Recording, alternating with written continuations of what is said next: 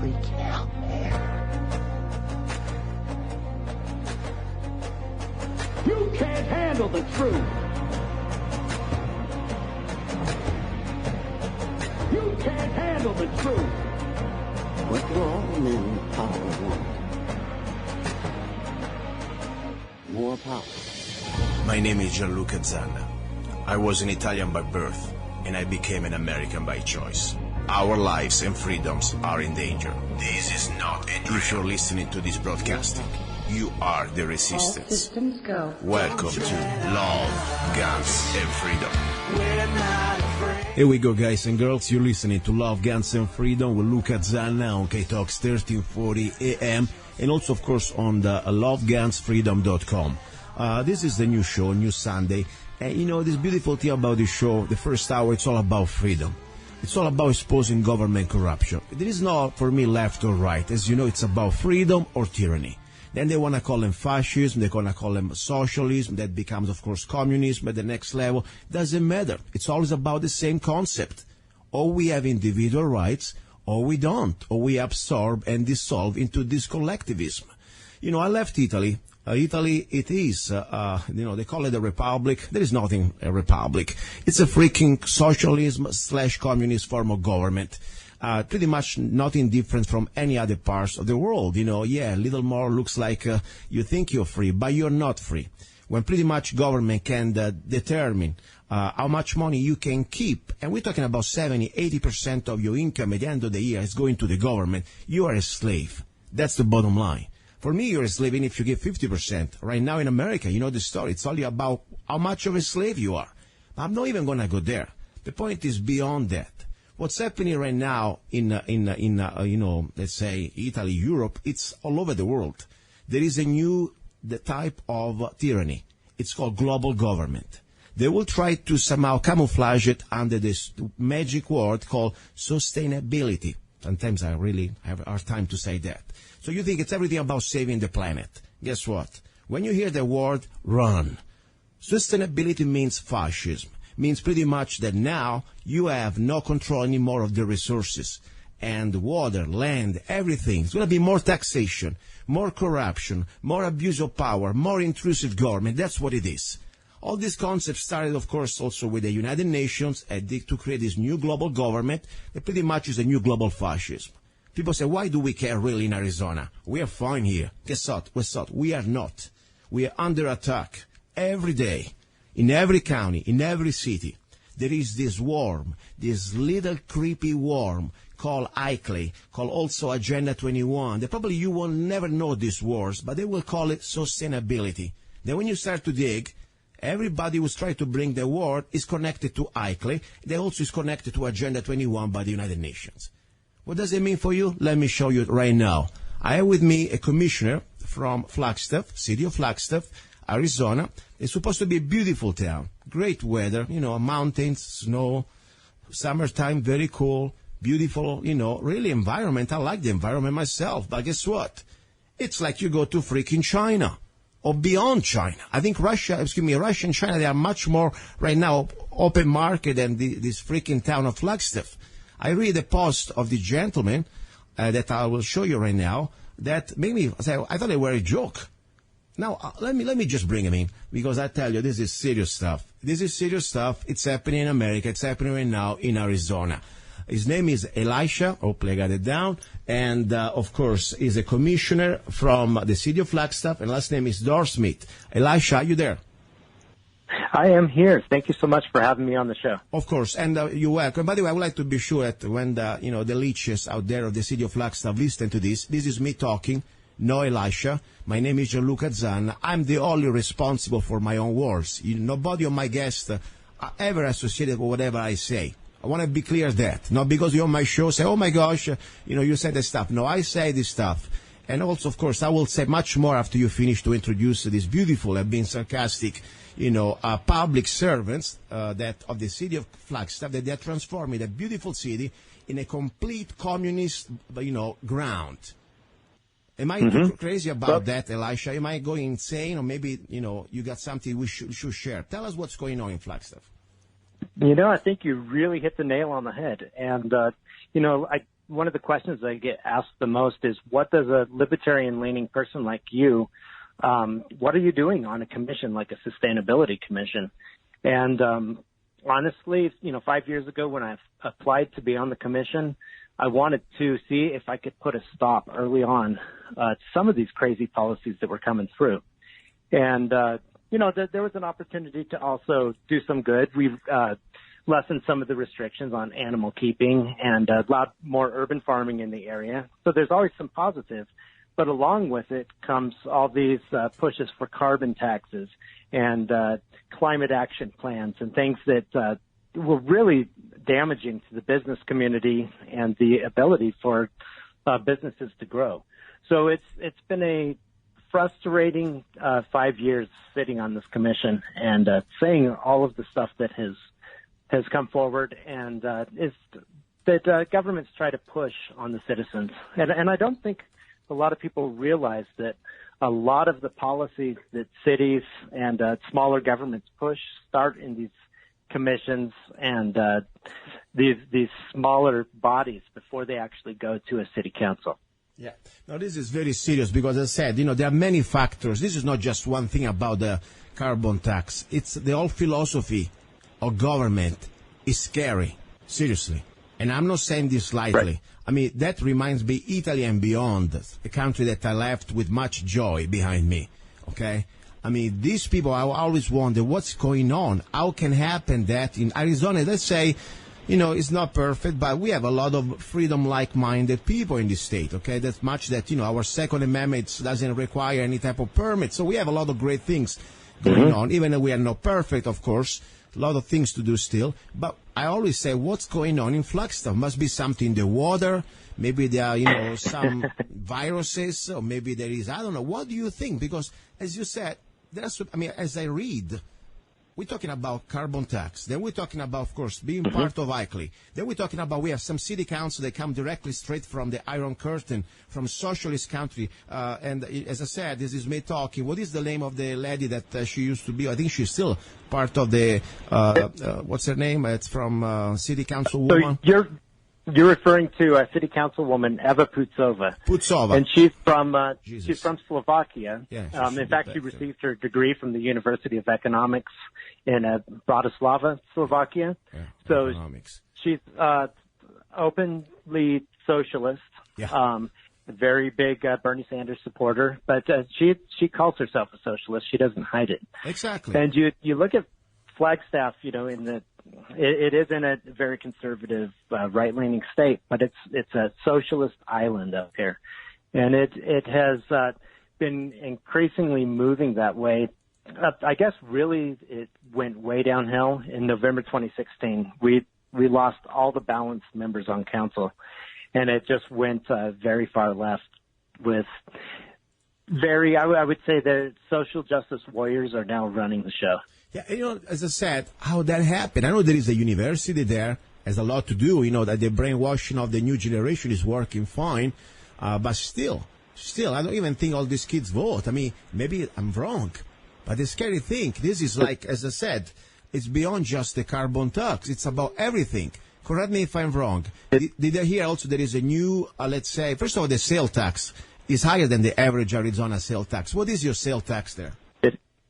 Our sales tax is just under 9%, and there's actually a push for a ballot measure next year to raise it another 1/8%. Wow! So that they can spend that on open space and parks. So this town has never met a tax that they didn't love. They just raised the property tax at the city level another 7%, wow. And that was a 6-1 vote. So it's continually increasing, and then they complain that the cost of living up here is too high. Yeah. And a lot of it is self-perpetuated with their social justice causes. I mean, they wanted to raise the property taxes to help pay for affordable housing. So it shows the logic doesn't add up. I mean, what does it mean exactly, affordable housing? Because, when I bought my house, nobody came to me and said, hey, here's some money. We just stole it from somebody else. Now you have affordable. I always work for my freaking home. What does it mean exactly? How do you qualify? What is exactly the benefits? Or the ripoff? But what the city is looking at doing is building more. I guess they have 800 units right now, but city-owned rental units. Oh, and so if you make a certain income, I'm not sure what the cap is, then you're able to get into these subsidized government housing. And so most recently, as recent as last week, the council was trying to put this on some prime land that's actually used in the city seal. They wanted to put affordable housing on that. And the community actually stood up and forced council to back down on that one. So every once in a while they cross a line that even the left-leaning people in town will stand up and push back. But it's just an ever-encroaching push towards a little socialist island here.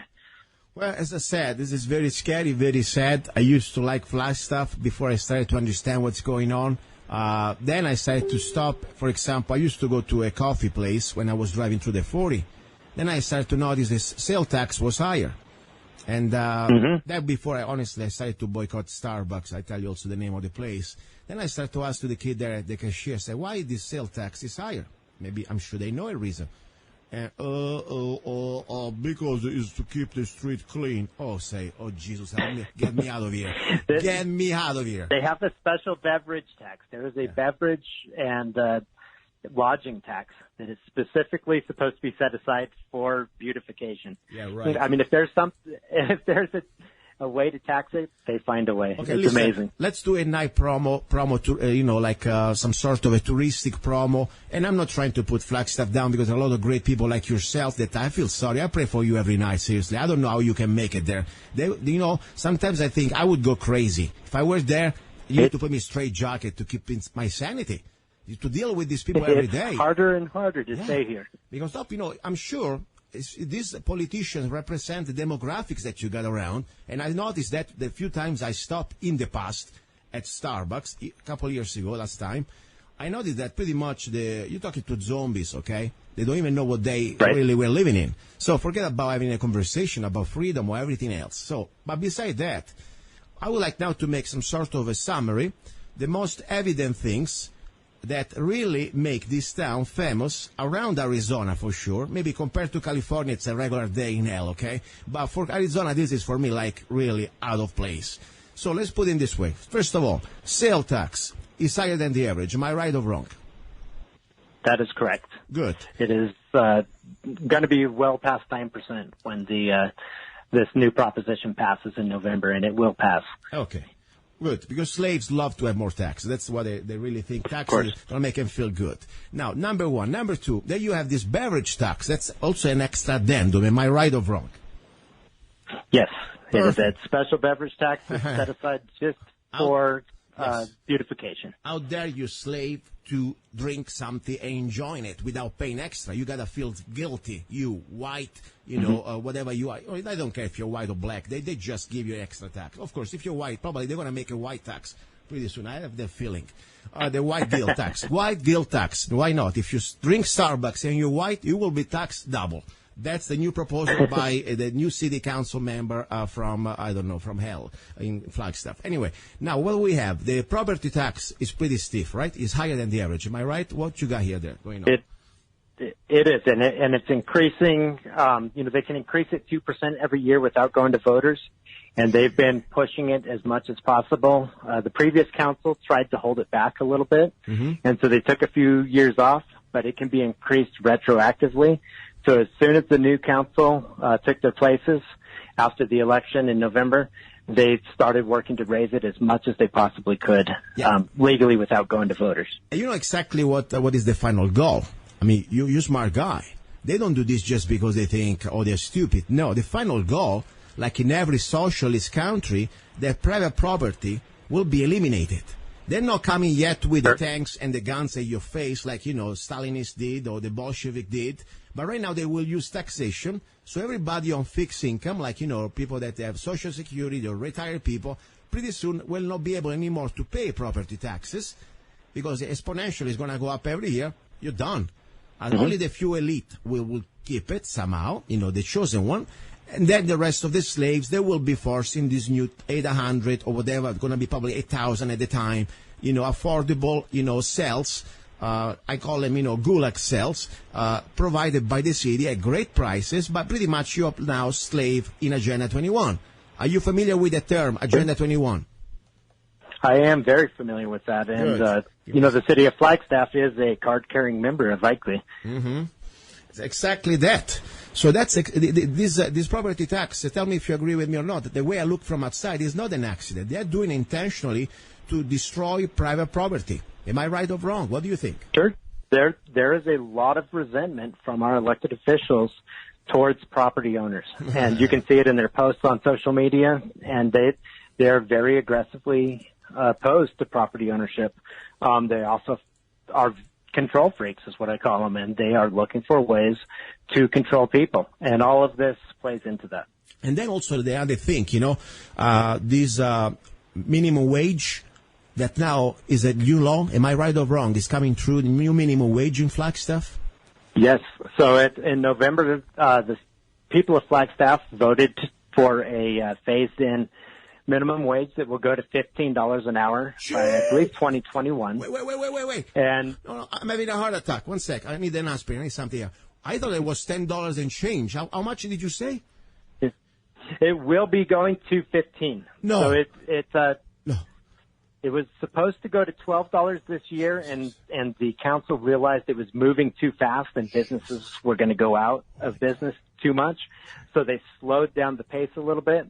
But by 2021, I believe, the minimum wage will be $15 an hour. And they've also created an enforcement agency within the city to start going after any business that they think isn't in compliance with audits of what they're saying, select businesses. So they can target businesses who haven't even had a complaint filed against them yet. This is so sad because, people say, oh, it's for the kids. Oh, it's for the poor. Guess what? No, it's for tyranny. The point is, first of all, you don't create the market. You don't dictate the market. Every relationship, business relationship between a worker and a boss, okay, it's a private contract. It's so sad to see this type of imposition of this, social engineering, economic engineering that, first of all, is a failure. It's destined to, it is doomed since the first day. But more important is that really an act of coercion and violence against the individual rights of everybody, even the right of individual of, let's say, of the workers. Because if I was like, let's say, 16 years old kid, okay, or 18 years old kid, that I'm just starting, I cannot go out and say I'm worth $15 an hour. Are you kidding me? I'm never going to find a job. Because $15 an hour, I'm going to get somebody who already has some years of experience. So I'm going to be out of job. I'm going to be a loser. I'm going to be still living with mom and dad. And probably I'm going to be, begging at the city of Flagstaff for money. Please give me some help, And then, of course, more taxpayer donations. I have been sarcastic. There are no donations. It's violence. Right. Wow. I'm in shock. That is absolutely true. And I've had talks. I have a 14-year-old son who is starting to think about, getting into the workforce in the next couple of years. Yeah. And, it's like this has just put a damper on all of your possibilities.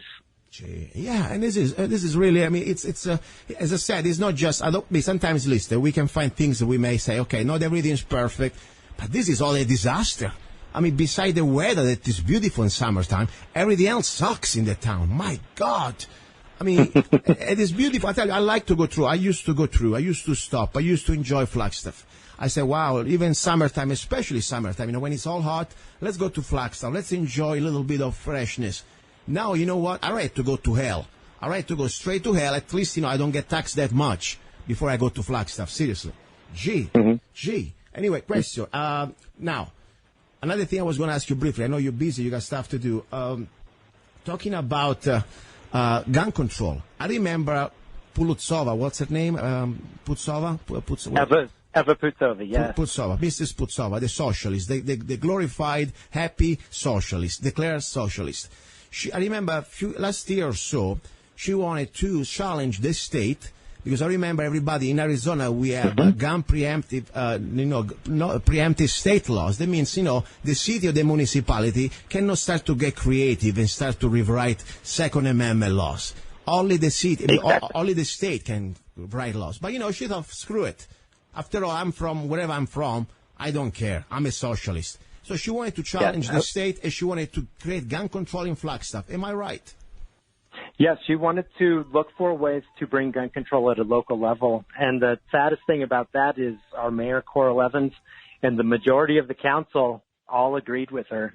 I know the mayor and Eva Putsova both put out official statements saying we need to do more, we need to do everything we can to fight the state laws, and they wanted the city to pass resolutions and different things and do whatever they could to stand up against the Second Amendment. And so that's how they look at freedoms, as this is something we need to take away because it's not part of our agenda and we don't like it. I betcha. After they come and they steal your property, they want to be sure you are disarmed, because otherwise they're going to get around a little scary there. I mean, that's the story. Sure. That's the truth. After they tax you to death, after you make you bleed, after the milk is gone, what happens to the cow? They bleed. And that's how they treat us, or they treat you guys. They want to make you bleed, and then when you start to, completely complain a little bit, God forbid you got any guns, because they're going to come, if you don't pay your property tax, they need to come and confiscate your property. Okay, that's the bottom line. If you don't pay your carbon tax, you will be probably, confiscated everything you have. Gee. Speaking about taxes and everything else, is there any hope? I mean, what can we do I don't know. I mean, after all, I don't live there. I wish sometimes I would like to be there just to come and look at the show, this horror show live, and have 3 minutes. Do you have at least 3 minutes to speak up at the city council meeting? Can you to do that? Okay, yes. Okay, at least that. I would like just to go there and tell them, the list of names, without being, of course, disrespectful, so they don't throw me out. But what do I really think about these people? But regardless, what hope do you have, guys? I mean, it's time to, let's say, sometimes you got to just cut loose and, regroup somewhere else, or do you have a chance to fight back and take it somehow, get these leeches out of this freaking town and get some freedom back? Tell me. I used to be pretty optimistic until November when things got even worse. And so, with especially like this wage stuff that passed, there's not really a way to walk it back once it's already been implemented. Once people are getting their 10, 50, 12, 15 an hour, it's hard to sweep the rug back out and to reverse that law because people just will not get behind it. So the Flagstaff, the verdict is still out, but other communities that are looking at policies like Flagstaff, they say things start in California, and in Arizona things start in Flagstaff and then they spread throughout the state. So I would encourage people to pay attention to what their own city councils are doing. Yeah, for sure. We got to learn from the experience, and avoid it to repeat it. But also I believe something. Sooner or later, that system will collapse. It's proven history everywhere. I mean, you want to say minimum wage? Guess what? Look how it's working that in Seattle. Restaurants are shutting down. I mean, it's ridiculous. You're not going to be there and paying $15 for a burger, okay? Give me a break. So it will collapse, and many business will run somewhere else with joy. And at that point, we're already seeing that. Yeah, and all these leeches, these geniuses, they think they're such an elite, so smart. They know what's good for the slaves, after all. Guess what? They better find some real job, because they're nobody's gonna pay their salaries anymore. Even I understand, the city council doesn't make much money at all. It's not for the money, but for sure, they will somehow rule to themselves. You got the floor. Oh, yeah. That's absolutely true. And the people that tend to run for elected office tend to be people who want power and have agendas. And, it's, every once in a while a good person gets through, but for the most part, it is people who want to control you. And it's a scary group of people.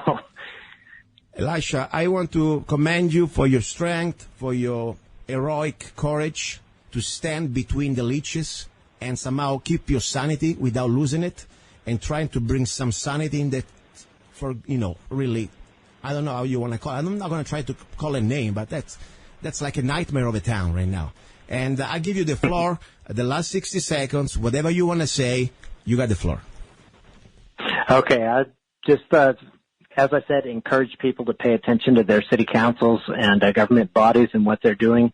What I've been doing is attending every council meeting that comes up, live tweeting them. At my Twitter is @Dorfsmith, if anybody wants to follow me and see what's going on up here. And just letting people know every policy as it comes up, trying to get people to attend and speak out and make their voices heard. Doesn't mean the council is going to listen, but we absolutely have to at least protest and let people know that our concerns are valid and they need to be listened to. So, people need to get active and involved, and you can't wait till it's too late and try to change it. I agree. And as I said, no matter what, we got to do what is right, even when the odds are against us. I would come there just for one thing. I promise I will, refrain myself to call anybody names, and I want to be polite. But at the same time, I will bring a copy of the Declaration of Independence and read it out loud, especially a couple, paragraphs. When we start to talk about, we need to start to get a little, we are the government, and we have the right to somehow dissolve governments when it comes to this point that they become tyrannical. That's what I would like to do. Listen, Elisha, thank you very much. Please keep me posted always with your Facebook sharing messages, okay? Excellent. Thanks so much for having me on. Thank you. That was Elisha from Flagstaff. Little break. I need really to recoup here. All this information shook me down. Not kidding. I mean, this is worse than I thought. And it's in Arizona, like 2 hours away from where I live. God help us. Do not leave, please. We have more information. You're listening to Love, Guns, and Freedom with luca-zanna. Hey, you. Yes, I'm talking to you. You deserve a break. Enjoy a moment of indulgence. It's time for Zanna Coffee. Guilt-free pleasure. Zanna Coffee is the organic coffee to amplify your senses and enhance love for life, liberty, and the pursuit of happiness. Only the best organic and GMO-free coffee beans from around the world that I selected. Zanna Coffee brings you happiness in every cup. Fair trade certified, sustainable organic coffee. That means we do not use slaves. Free Zanna songs with every coffee bag. Find Zanna Coffee at www.zannacoffee.com. www.zannacoffee.com. Get your coffee bag now. Don't be cheap. Life is too short, and you deserve the best. Zanna Coffee. He's a songwriter, a poet, a rifleman. I'm not afraid. And a constitutional activist. I'm not afraid. Italian by birth. I'm not afraid. American by choice. Gianluca Zanna. I'm not afraid. And his new CD, Love, Guns, and Freedom. 16 powerful songs on one CD from the heart of a patriot.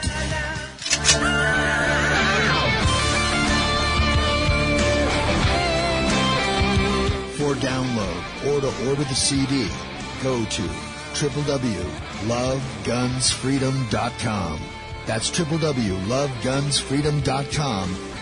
Lyrics for your mind, music for your heart. Gianluca Zanna's new CD, Love, Guns, and Freedom. Here we go. Back into the studio. You're listening to Love, Guns, and Freedom with luca-zanna on KTOX 1340 AM. And also, of course, if you go to lovegunsfreedom.com, you can listen not just to today's show, but also all the past shows. Can you believe it? Socialism is live and well, even here in Arizona. Yes, Flagstaff, I consider it an occupied territory. People say, but we need to have differences of opinion. That's more than fine. I love to have differences of opinion. The problem with your socialism, you little leech, if you believe in that system, that's no more about differences of opinion. It's about using the government to steal from others. That's what it is about. Simple as that. As you can see, socialism doesn't really get along with individual rights. I'm all for differences of opinions. I don't care what you do in your life. I don't care who you screw in your life. I don't care what you dress. I don't care what you eat, what you smoke. I could not care less. We have differences of opinion. That's great. But when you go around little, warm, I don't say warm like, somebody who's feeling hot. No, warm like that little thing that, stays in the ground and somehow sucks the blood of other beings. So you're like a leech. That's what you are. If you are a socialist, you are a leech. Simple as that. I left Italy because of leeches. Europe is full of leeches. America is supposed to be, or at least used to be, the last place where I thought you don't have communism. We don't have socialism. But of course, socialism, went through here a long time ago. Right now, of course, probably if you are a socialist or if you are a communist, when you cross the border, they give you a special visa. With a free sandwich, of course. America changed a lot the last 50 years. When I was in Italy, I used to listen, about during the 50s. If you were a communist, you weren't welcome here. And people say, why? We're supposed to have differences. The problem is that your system, your communist system, it does not really get along with our Constitution. It does not get along with the Declaration of Independence. It doesn't get along with our Bill of Rights. There is a big conflict of interest. It's a system based on coercion, on violence, where the majority of people, the 51%, they think that they can use the government to steal from others, to suppress others' people's rights. They do it legally, after all, by vote. That's what socialism is about. By vote, they can pretty much kill you. They can steal what is yours. They can force you in slavery by vote. So it's all good. Communism is the next level. They don't come anymore by vote. They just come with the tanks. They come with the bayonets and the rifles at your door. Get out of here because this now belongs to the state. Like Dr. Zhivago. If you watch that video or movie, go watch it. So that's the point. That's why I'm so concerned when I see towns and cities like Flagstaff completely being invaded by these leeches. I tell you, people like the Putsova, whatever it's their name, coming from a communist country, 50 years ago, I'm sure, Mr. McCarthy probably would have put on trial. If you are declared socialist or communist, guess what? They would have even let you in this country. And that's the right thing to do. I remember still 20 years ago when I came to America, one of the questionnaires, have you ever been part of the Communist Party? Don't you see it? I think it was, who was? Brezhnev. Anyway, one of the former president of Russia said that America will be taken in the next few generations. They don't need to come here with the tanks. All they need is to somehow brainwash our youth. And they did it. They did it. I still have hope, though. That's why I'm here. Because until I'm alive, I have the duty to fight back. We have the duty to fight back. That's the bottom line. Now, how do we fix Flagstaff? I don't know. I couldn't live there, even if you pay me. Let's say I give you a free house, a free villa, a mansion in Flagstaff. I said, no thanks. I wouldn't pay your property taxes even if you pay me. I wouldn't tolerate a form of, little, wannabe tyrants. The little men, little women that they really think they can completely decide about your life. You, go get a life. You really think you can socially engineer every aspect of other people's life? Who made you God? Of course, you don't believe in God or the gods. You're completely a bunch of whatever. And that's fine with me. I don't care if you believe in God or not. I don't care. All I care that you leave me alone. All I care that you don't suck the blood out of my veins. This taxation, this global tax, this carbon tax, this scam, this United Nations, this ICLAY, this Agenda 21, screw you all the way. Seriously, if I was living in Flagstaff, I would start to read the Declaration of Independence at every city council meeting for my 3 minutes, whatever time I have. Why? That's the most peaceful thing I can do.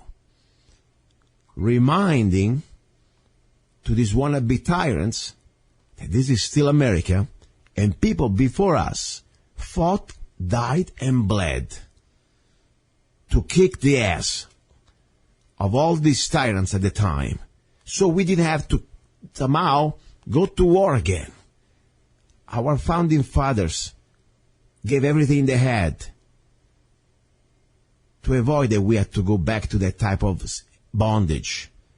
We need to remind them that we are still the same DNA, that we have the right to dissolve the government in case the government is becoming like we have it now, completely away from what's supposed to be our republic. So that's the story. Now, I have a little song I would like to play dedicated to all the leeches politicians out there, socialist bastards. People say, look, you are so rude, bastards. No, bastard is the best compliment I can give you. If you really want to see me rude, let me talk to a socialist face to face. You better bring some, wax for your ears. You don't know me enough. I'm on the radio, and I respect the FCC rules and the radio.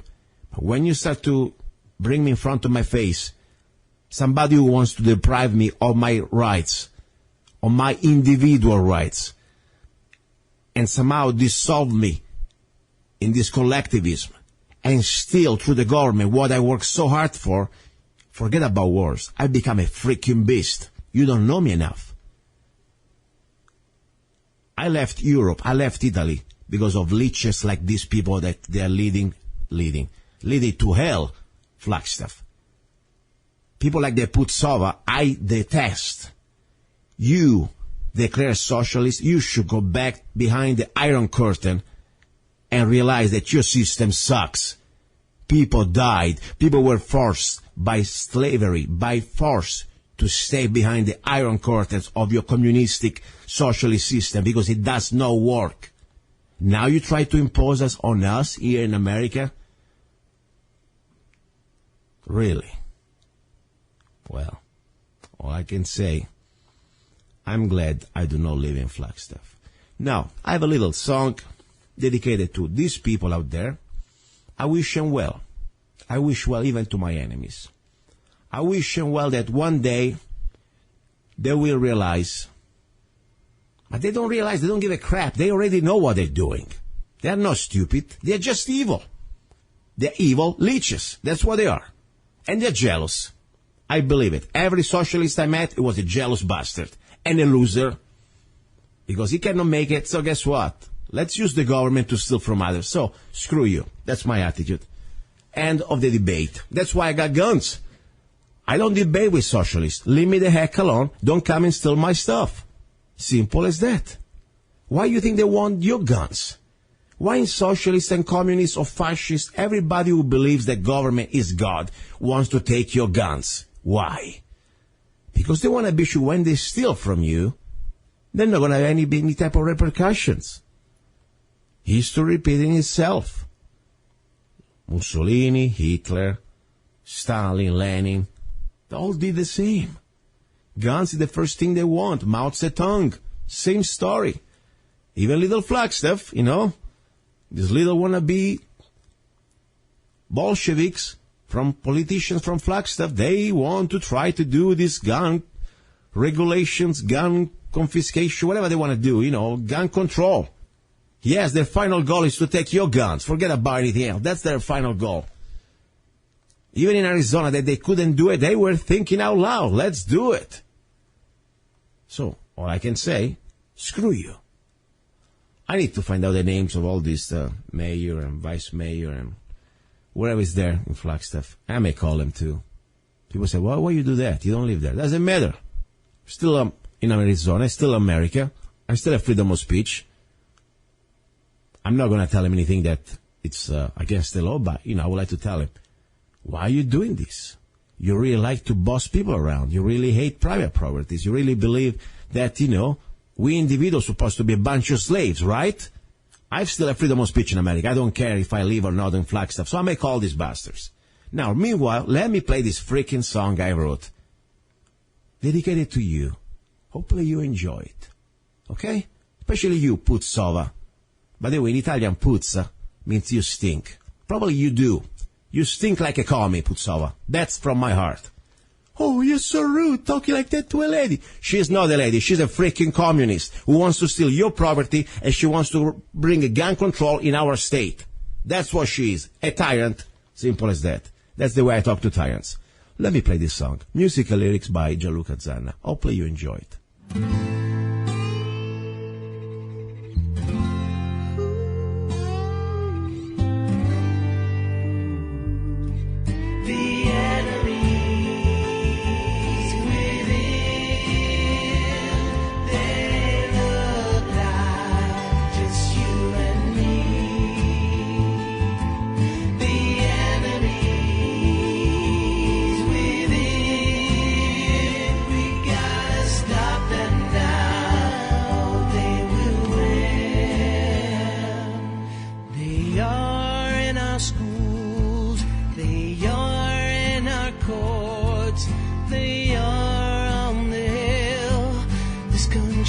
Trying to kill, they eat off this plate, but all they feel is just hate.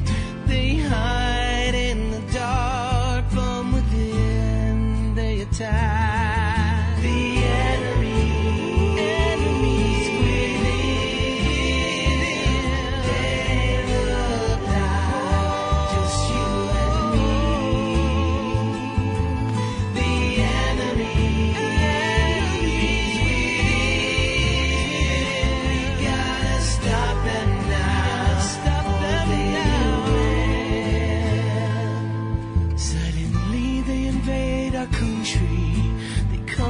change our creed. They swear on something they don't believe, and they want to erase our borders. They want to change our lives. They're here to divide. They're already inside. The enemies within, they look like just you and me. The enemies within, we gotta stop them now, or they will win.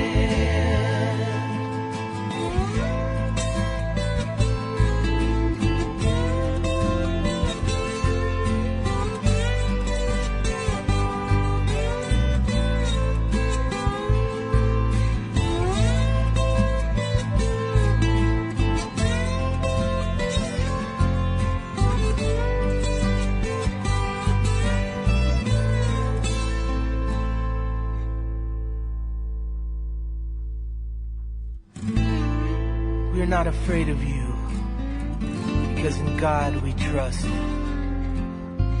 For America, we are ready to fight. For America, we are ready to die.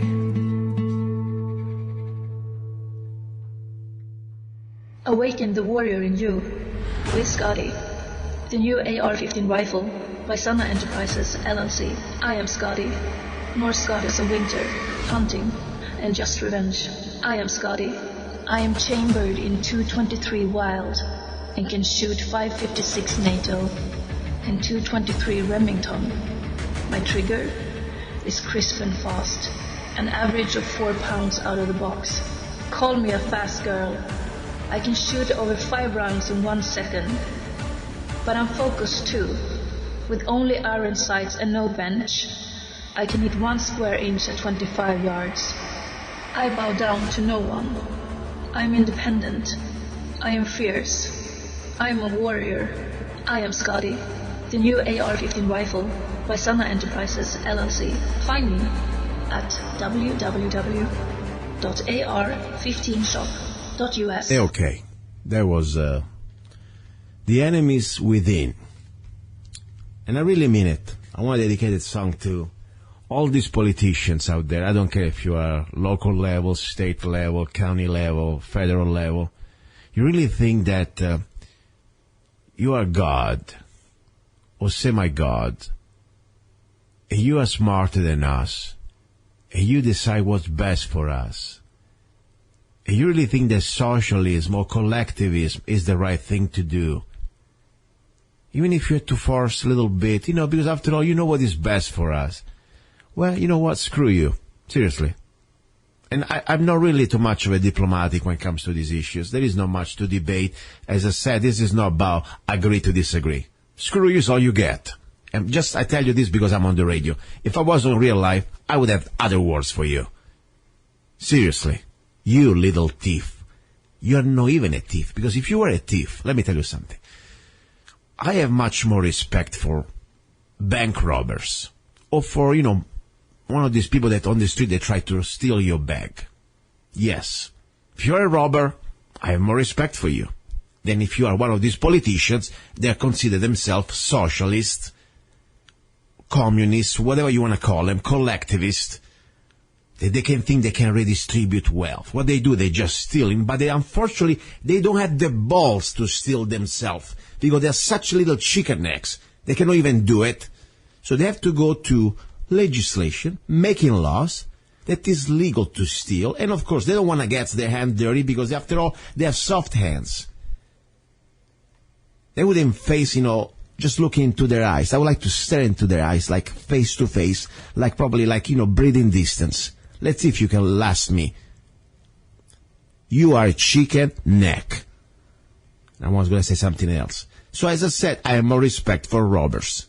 At least they go out and they try to steal, and if they get caught, they get shot. Okay?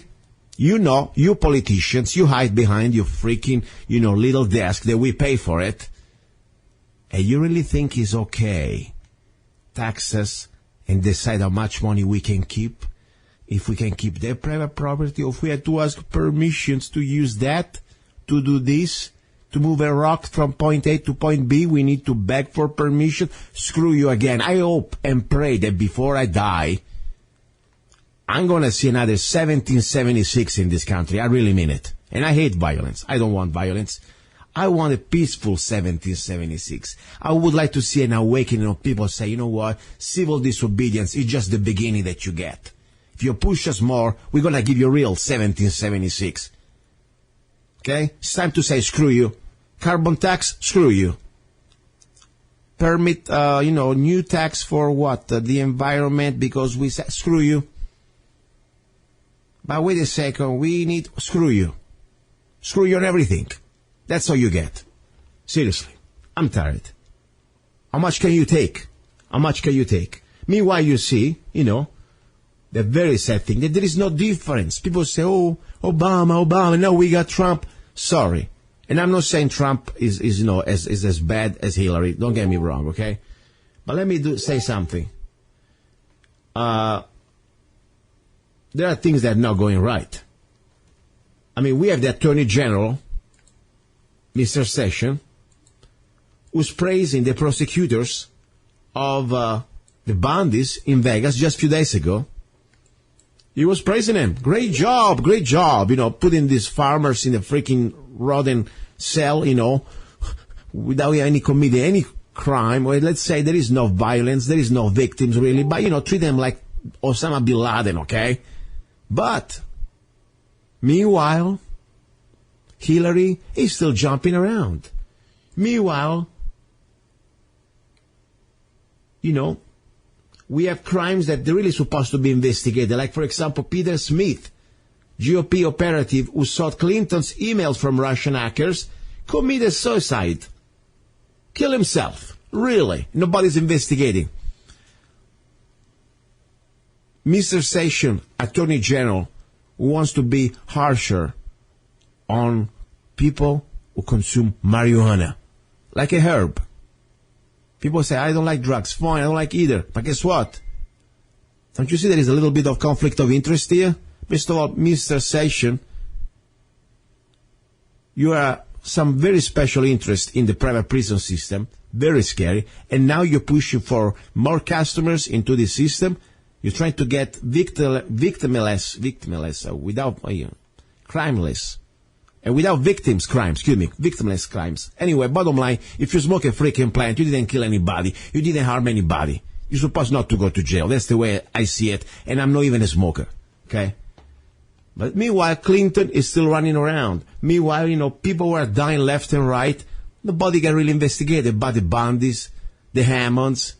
They're all rotting, facing 50, 60 years for something that what? A grazing rights? No, it's called takeover. It's called about Agenda 21. So there is no really difference when it comes down to these things. And as I said, Trump is surrounded by members of CFR, Council of Foreign Relations, in his staff. He's just a man.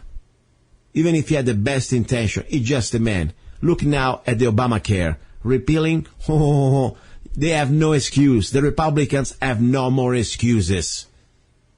They have everything. Before they didn't have the president. We cannot pass the bill. The president, Obama, would reject it. Now there is no excuse and they're running around like chickens. It's a joke. We've been duped. Yes. Republican sucks. Democrat sucks. Even some libertarian sucks. I mean, really, seriously, the last elections, the presidential candidates were a joke. What do? I don't know. I'm telling you. First of all, you admit reality. They all suck. Okay? That's the bottom line. That's the bottom line. Start to wake up and smell the coffee. And this is not Zanna coffee. This coffee sucks. It's called politics. It's called takeover. We've been taken over. The politicians, there's the little puppets that we're allowed to see. The real enemy is behind. And it's not even George Soros. George Soros is only the one that let us see. There's much deeper, darker forces than that. And we have the proof now when we see that like something like Obamacare, forget about a repeal and replace. I just say burn it and leave us alone. That's all I want. Burn it and leave us alone. Even when things that were bad before Obamacare, let's say the system wasn't great. I know why. Because there was still corruption.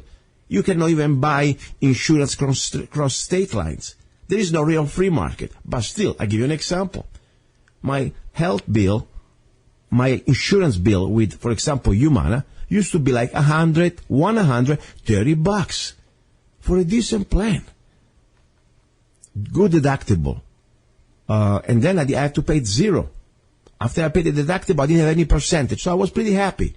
And normally I don't go to doctors anyway. I get to the doctors only if I get shot or, if a rock falls on my head. So I was happy with my plan. Even when things could have been done better, of course, if there was really something that's supposed to be so simple to think, that there is a corruption. Politicians have been corrupted. Why you tell me in a free country I'm not supposed to buy, I cannot buy an insurance across the state lines? Some insurances, for example, let's say I want to buy an insurance plan from a company from New York, I can't. Because this is called corruption, fascism. Yes, the union between the corporations and the state, because they want to limit the competition. They don't want free market. So the prices can be gauged, whatever you call it. So my bottom line is, even then, it was somehow still not good, but it was pretty decent compared to what we have now with Obama. But the point is, these politicians now, these Republicans, these, chicken neck like, McConnell and all these people like Ryan, that they're supposed to be, in my opinion, get arrested for treason. That's what they are. Treasons. They are liars, they are traitors, and the Republicans really suck. I don't care. People say, you're better than the Democrats. No, they suck. At the end, there is no better. Look, you're still stuck with Obamacare. Seriously. At least with Obamacare, with the Democrats, you knew what you get. They tell you. This bars that have been said the last 6 years, we'll repeal it. Guess what? Now, what is the excuse? There is no excuse. They all paid off. That's what it is. Besides a few exceptions, of course. So they say, corruption doesn't know limits. You see? But I like to start to address in a city like Flagstaff, because I really believe when we get involved, now let's go with a solution. People say, oh my gosh, it's so dramatic, it's so bad. Yes, it is bad. How do we fix it? First of all, we admit that it is bad. And then what we do, we start to say, you know what? I have to do my duty. I'm going to go to the next city council. I will go to the next county supervisor meeting. I want to go there and speak up. I'm not going to be afraid. I'm not going to be a sheep anymore. I'm going to scream if I have to. I will be polite, but I will scream. It is my right. It is your right. Now, Mojave County, they want to increase more taxes because of the public library. I said last time, there must be other ways to create revenues without forcing us into slavery. I gave you my idea, and I will give you my short idea again. It's called sponsorship. It's called creating revenues through sponsorship, advertisement. Yes, free market. I know socialists, you don't understand because you never really work a day in your life in the private sector. All you do, you are leeches working mostly for the government. So let me tell you how I explain how it works. Every book in the library can be sponsored, can be a flyer. This book was brought to you by Company XY. Yes, yearly contract. Then the parking lot, this parking space is brought to you by. Then the name of the library. This library this year was brought to you by XY Company. This room was brought to you by. This chair was brought to you by. Even the toilet where you pee was brought to you by, for God's sake. You understand that? From now, this library, rather than just costing us money, maybe we can make some money finally. We can have some revenues. Maybe we can also have some profit. Because we can sell every square inch of this library as some sort of free advertisement. By the way, this is not free. The company pays. But guess what? At least they get something in return. What do they get in return? Advertisement. And normally, think about it. How would you feel if your daughter goes there to the library and you see, I don't know, the grocery store bring you these books or bring you this library? I would go to spend my money at the grocery store. Say thank you. That's the way it goes. You give me something, I give you something. It's called free market. Nobody's forced. Free market will create the condition to prosper. Of course, you must give something good out, and you need to keep your cost contained. That's another thing I would like to understand, how much really these librarians getting paid compared to the private sector. What is their package of benefits? Normally these people, they work like they're little gods. I mean, if you compare a worker in the public sector compared with the private sector in Wylde County, we have two different realities. The lords and the slaves. That's what we are. Seriously. So anyway, let's talk about this. There are other solutions. And I will bring a solution to the county supervisor. I decided I want to do it. At least I want to try. Now, ready for hour number 2. We have a great guest, credible news, information about calibers, gun shops, training, a lot of great stuff. We're in Arizona after all. Sorry, Mrs. Putsova. We got guns here and we love them. We have our Second Amendment and we will exercise it. You like it or not. Go back to wherever you're from. Czechoslovakia, Slovakia, I don't know. Go behind the iron curtains and stay there. Okay? If you think you want to bring your socialist poison here, screw you. And this is another immigrant telling you, okay? I'm not a freaking, redneck from some, Alabama. I was even born here. And with all my heart, I took an oath to defend this republic from leeches like you. And I really mean it. All right. Talk to you soon. Don't go away. I'm not mad. I'm just warming up.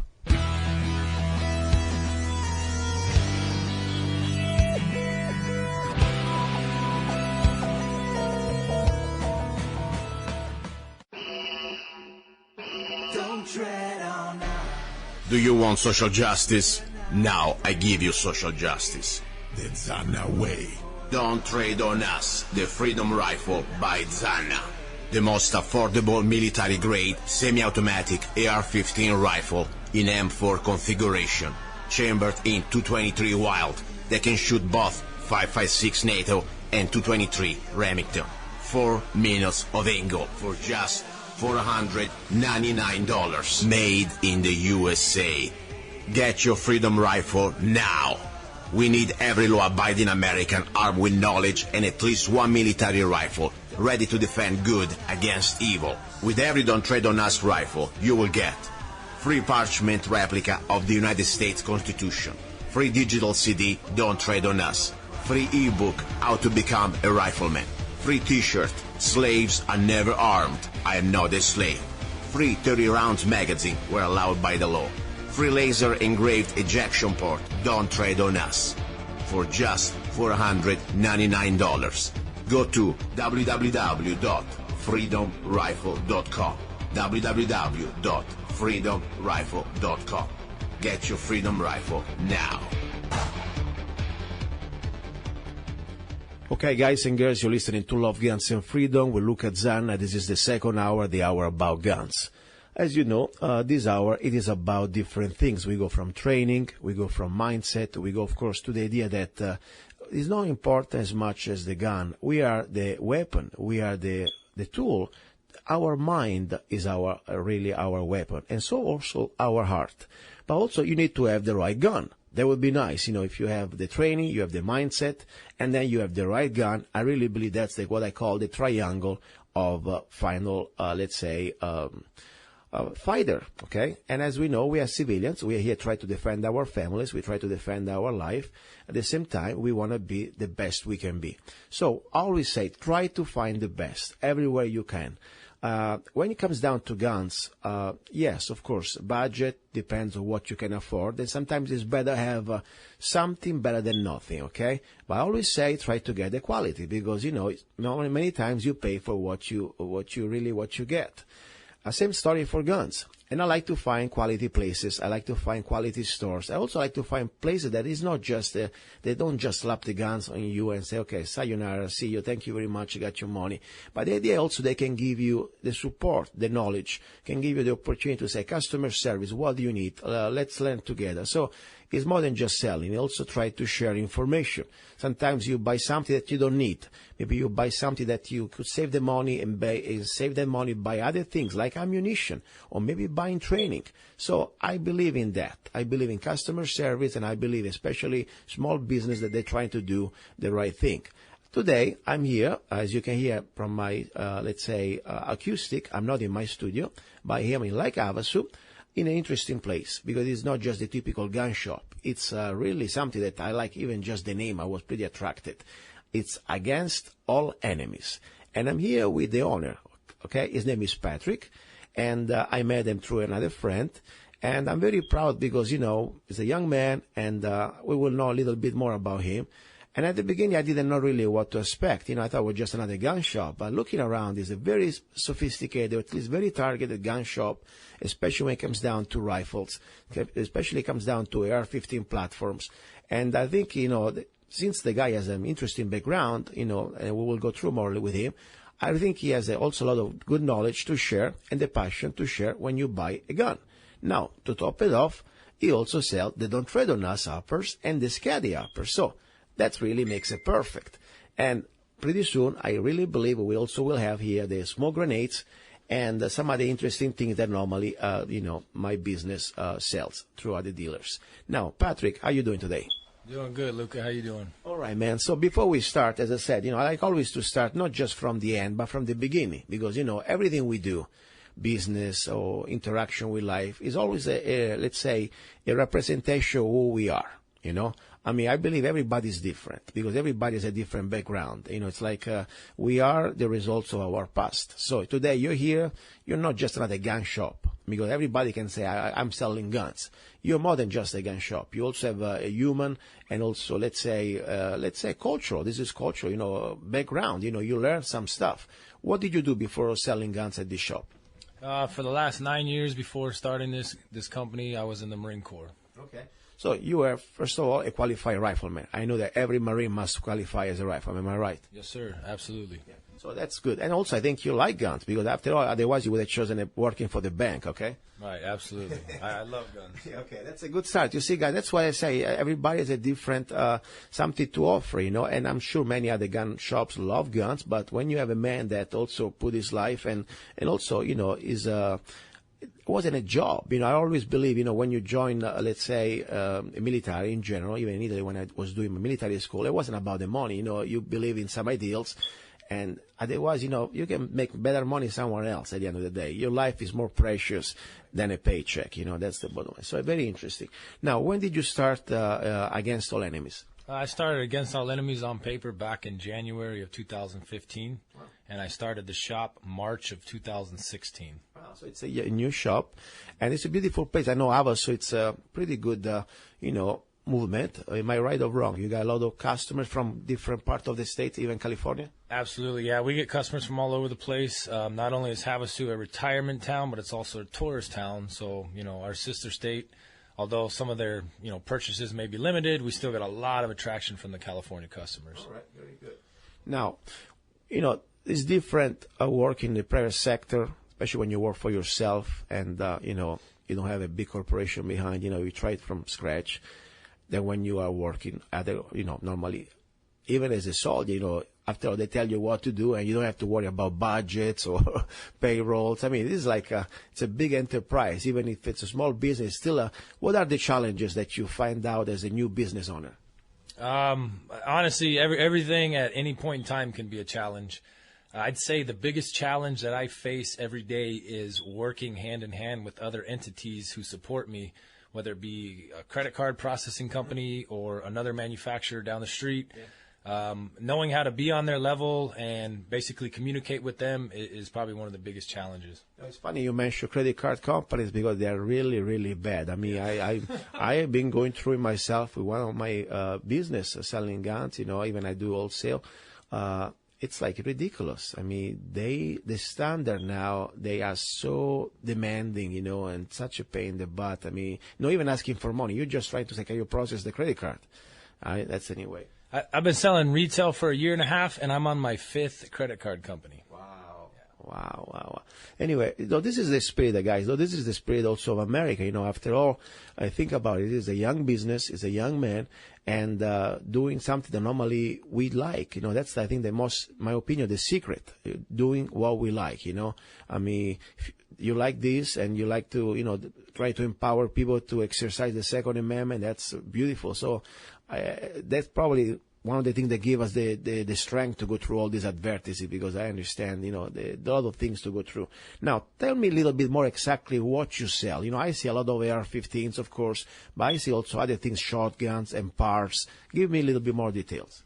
So basically what we sell here at the store is we sell all types of firearms, handguns, revolvers, shotguns, bolt-action rifles.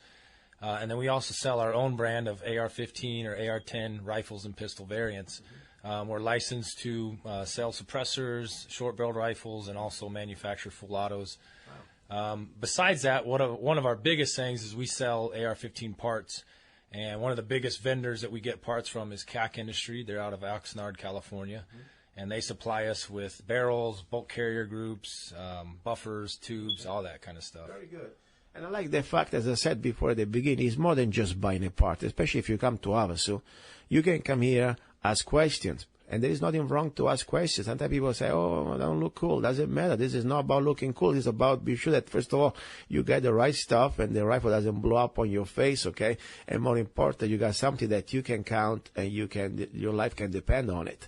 So what I really believe is the function of, because, everybody can buy stuff now online. But I think when you go, especially the personal knowledge, and somebody, especially the new guy or the new person, try to get into the guns and ask questions, it's good to know that you can give them some support. That's the most important thing. Normally, what is the most, let's say, I don't want to put them down because I'm not trying to make fun, but sometimes people come out with the strange questions, okay? Or even strange things. I saw people try to put a magazine in upside down or in different positions, I suppose. No. What is the craziest thing you ever seen from a customer? Okay, so definitely the craziest thing we've ever seen is we had a gentleman who we built a rifle for, and he brought us a receiver set and we built it up the way he wanted. And he came back in the next day and he had this look on his face like he didn't know what was going on, and he said, I think I broke it. And I said, probably not, but let's take a look at it. Long story short, he did not know how to send the bolt home once it locked back on an empty mag, so he couldn't figure out why he couldn't get bullets into the chamber. Wow, that's why training would be a nice thing. As I said, people should invest in a gun, of course, but equally should be also an investment from the basic. We don't even talking about anything fancy, but the basics, how to operate a gun, how the gun function, how to cycle, how to things like reloads and emergency reload, tactical reloads, how to unload the gun. Believe it or not, some people have no clue how to unload a freaking rifle. The only way they know it is squeezing the trigger, That's pretty scary. I know, by the way, I'm looking here at your office. I see there are like a training schedule. That's exciting. What's going on here? Well, we're going to do business with Luca and hopefully get some training out there. That literally is the reason why I started this company, was to be able to train people because, based off my background, that's what I was most comfortable with doing. And, shortly thereafter, I made the decision to go ahead and retail and build firearms.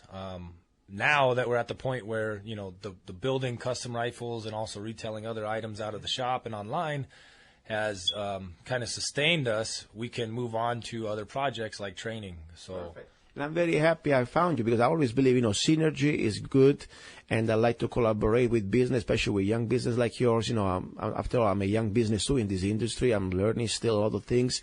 And more important, when I see the excitement, as I said, I like to do things I like. It's more than just the money. It's about the passion, and for me, when I see, for example, a person that normally never had a gun before and finally buy the first gun, and then after say, okay, now what's next? And then finally he can feel comfortable and safe and no more intimidated, and then say, what's next? And now, you can start to know how to use it. And finally say, wow. And then finally, hopefully you can say, it is not just an instrument of destruction like they're trying to put it, but it's you behind the gun. You can save a life. It is not to take a life, it's to save a life. That's always what I say at the classes. Guns are not to kill. They are an instrument to save life. People say, oh, they kill. No, the gun doesn't do anything. The gun is an instrument. But no, law-abiding people, what we want to do with the gun, we want to save lives. We don't use the word, oh, we're going to kill that bastard, or we're going to, no, always stop the threat, always save life. That's all we do. But, of course, that was different from, when you were in the service. You weren't there to, the training of the military is different.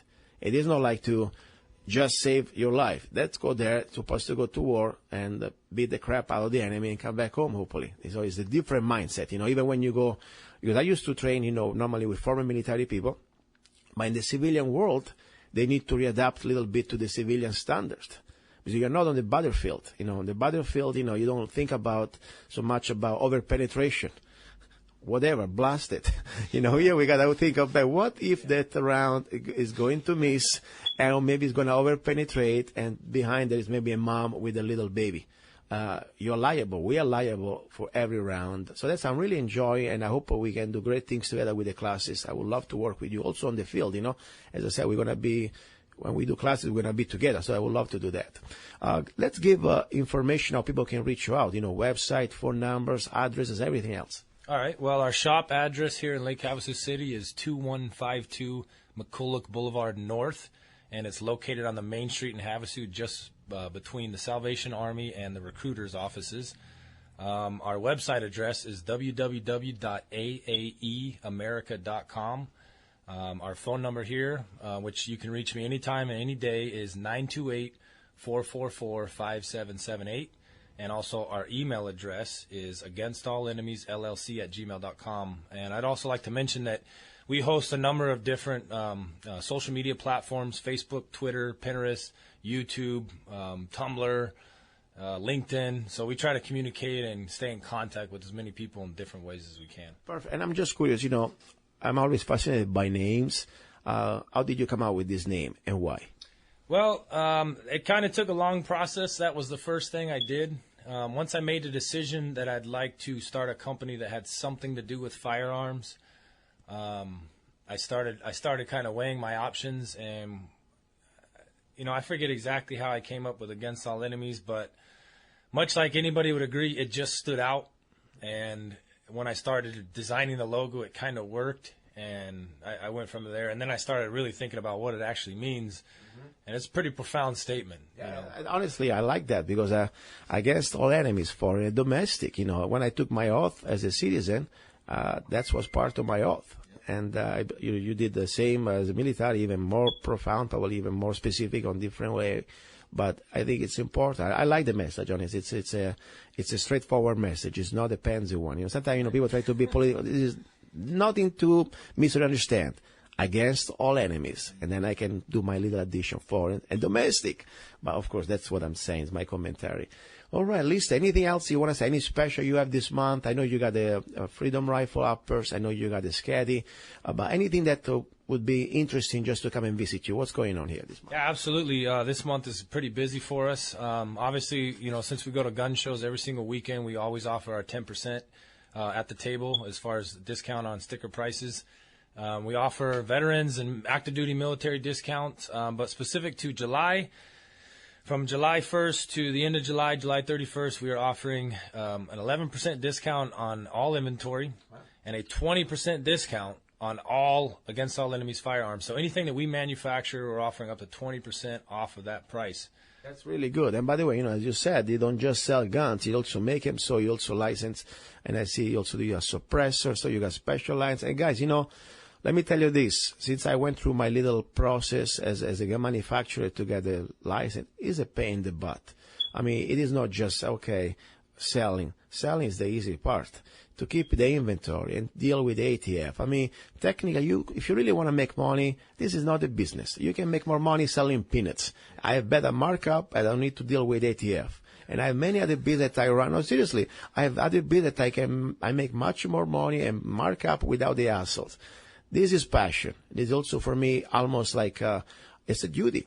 Seriously. I mean, think about it. If we didn't have any more local gun shops and we were down to maybe 2 or 3 big names out there, and the market would be limited. This is almost, for me, is really the homeland security, to be sure that you can buy guns everywhere. Every law-abiding person is allowed to buy a gun with free market rules. We got bad prices. You don't need to be, think about if we were down really to few big names out there, tomorrow they could completely control the market. So I really believe you need to support, please, your local shop, especially when, as I said, they don't just sell you a gun, but they try to also empower you with education, training, and also the knowledge to buy the right stuff, okay? So we need more gun shops. That's why my mission at the show, especially the second hour, I don't care if you sell the same stuff I sell. I like a big market. I like competition. I like collaboration, because honestly, that's what I do. I collaborate with everybody who wants to collaborate, of course. But I really believe we are an asset. Small business like Against All Enemies is an asset to keep America free and to have the exercise our Second Amendment. Listen, I want to give you the last 2 minutes. You can pitch whatever you want. Normally, that's what I do with my guests at the end. You got the floor. All right. Well, I'd like to start by kind of encouraging some of the people out there who may have come across this radio show, or even, the loyal listeners that listen to it all the time.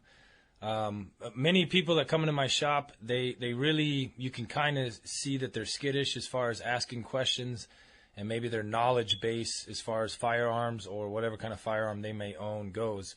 And then I get a lot of feedback from many customers that, they walk into another work center or another gun shop, and they don't really get treated the way that they should be. So I'm here to tell everybody that, there's no dumb questions here in this shop. There's no lack of knowledge that we're going to tell you to turn around. All we ask is that you be safe and you make sure your firearm's unloaded when you come in the store. And other than that, we're here to give, like you were saying, Luca, we're here to give the knowledge as well. It's not necessarily about building guns, although that is a passion at this point. It's not necessarily about the retail sales. It's really about empowering, the citizens around me here locally and even nationwide, as far as us visiting them at gun shows. So I do want to thank all the local customers that come in here and they ask questions, and they call me on the weekend when they're building their next gun and they have a question on where this goes or how this needs to fire or this and that. It's kind of humbling to get that type of feedback and to know that regardless of how sales go and regardless of how, others see our reputation, the people are who matter to us, and, they're doing everything they can to support us, and we appreciate that. Perfect. So this was Against All Enemies in Lake Havasu City.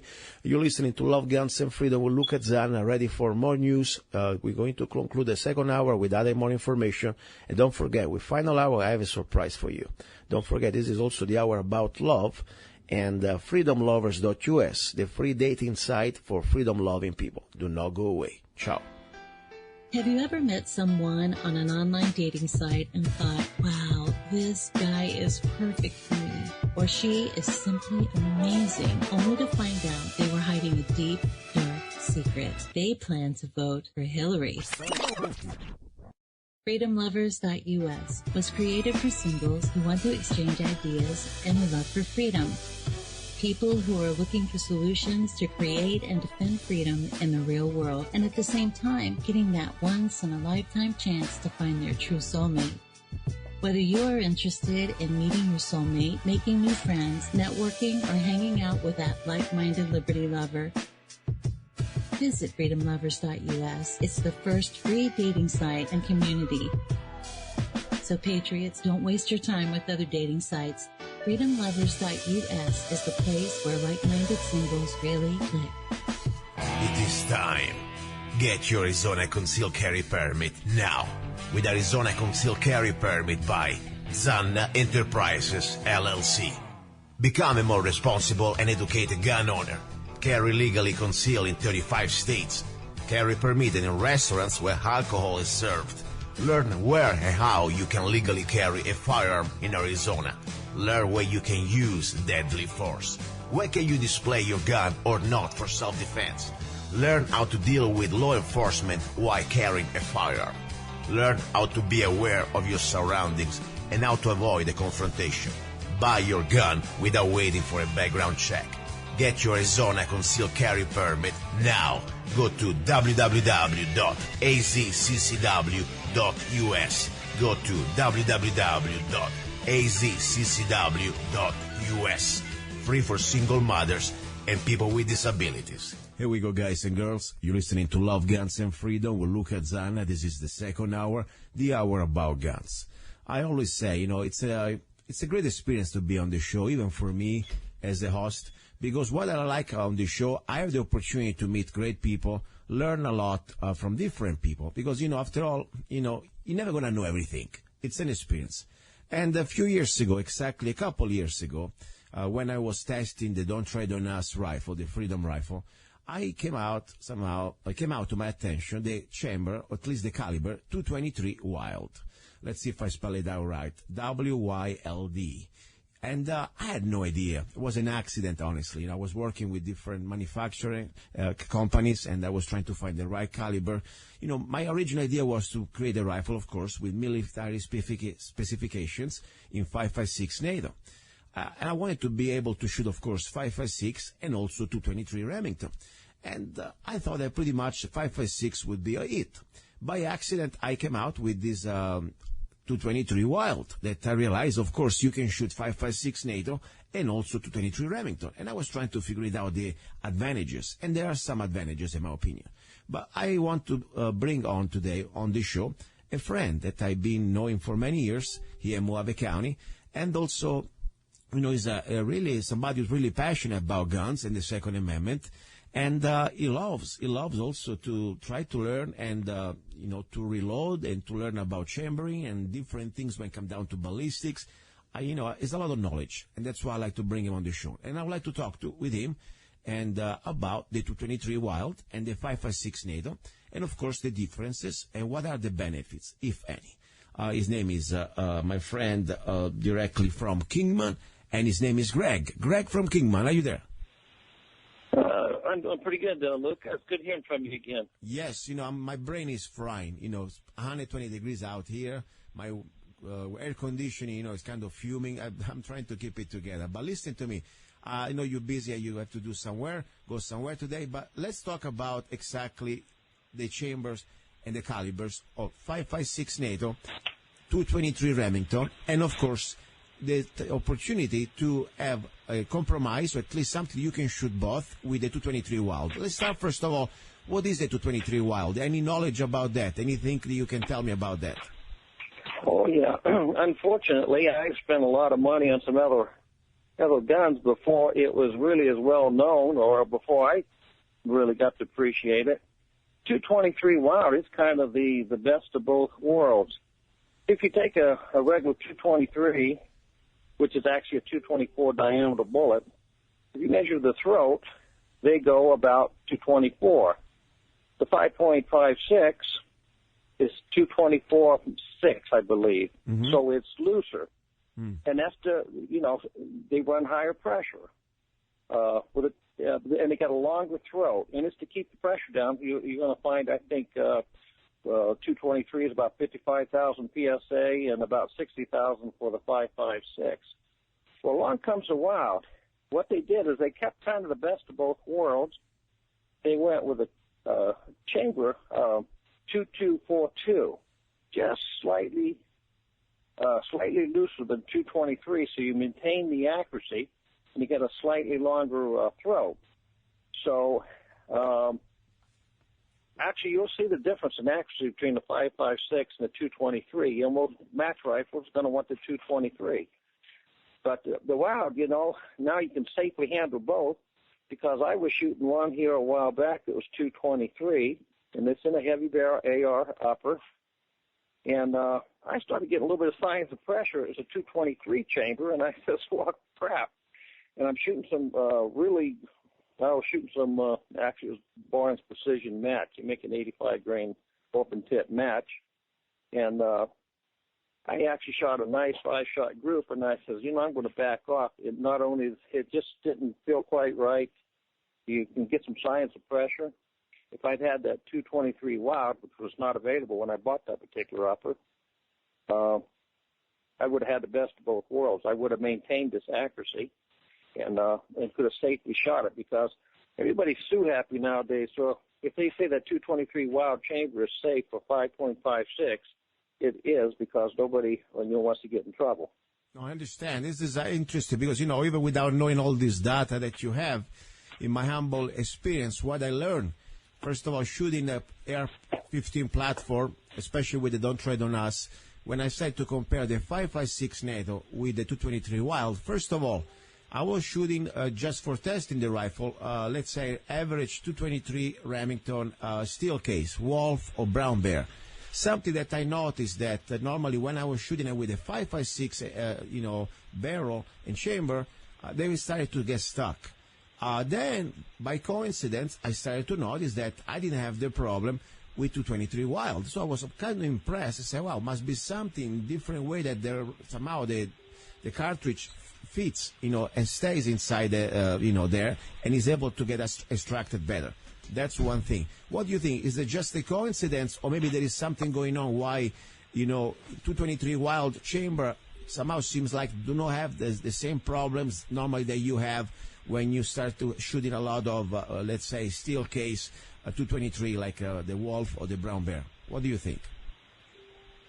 Well, I think I run into some of the same problem. I had an early AR-15, and it had the regular 223 chamber. That's really what they first came out. At least that's what it's marked.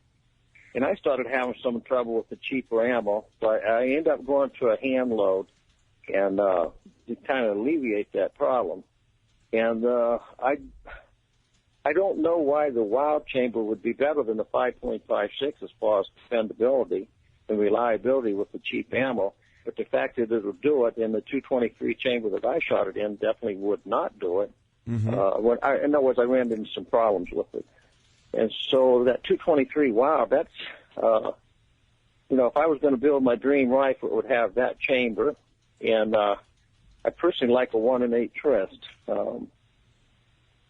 So that would kind of be the best of both worlds. Yes. And let's explain a little bit a couple of things. First of all, so I like to reach out everybody, especially people that were new, and I want to be sure that they have at least some information out there. So let's say you buy a 223 Remington rifle, like an AR-15, for example, okay? And you see there on the barrel, 223 Remington. That's very important to be aware, because you should not be able to shoot a 5.56 NATO, because the pressure is different. Am I right or wrong? Yes, and the NATO round runs at higher pressure. Yeah. And also the throat chamber is a little longer, and this is off the top of my head, so if I get it slightly off, I think the 223 is maybe a .02, and the other one's a .06 or .07. Mm-hmm. So that also adds to the higher pressure. Now, what would be the advantage if you're shooting a bolt action match rifle and you're competing against the people that are trying to put like 5 shots into a quarter inch? Then that 223 chamber, mm-hmm. and you're not going to worry about pressure because you'll usually hand load. Yeah. Then it wouldn't be a disadvantage. But I defy most anybody that I know to tell the difference as far as accuracy in an AR-15.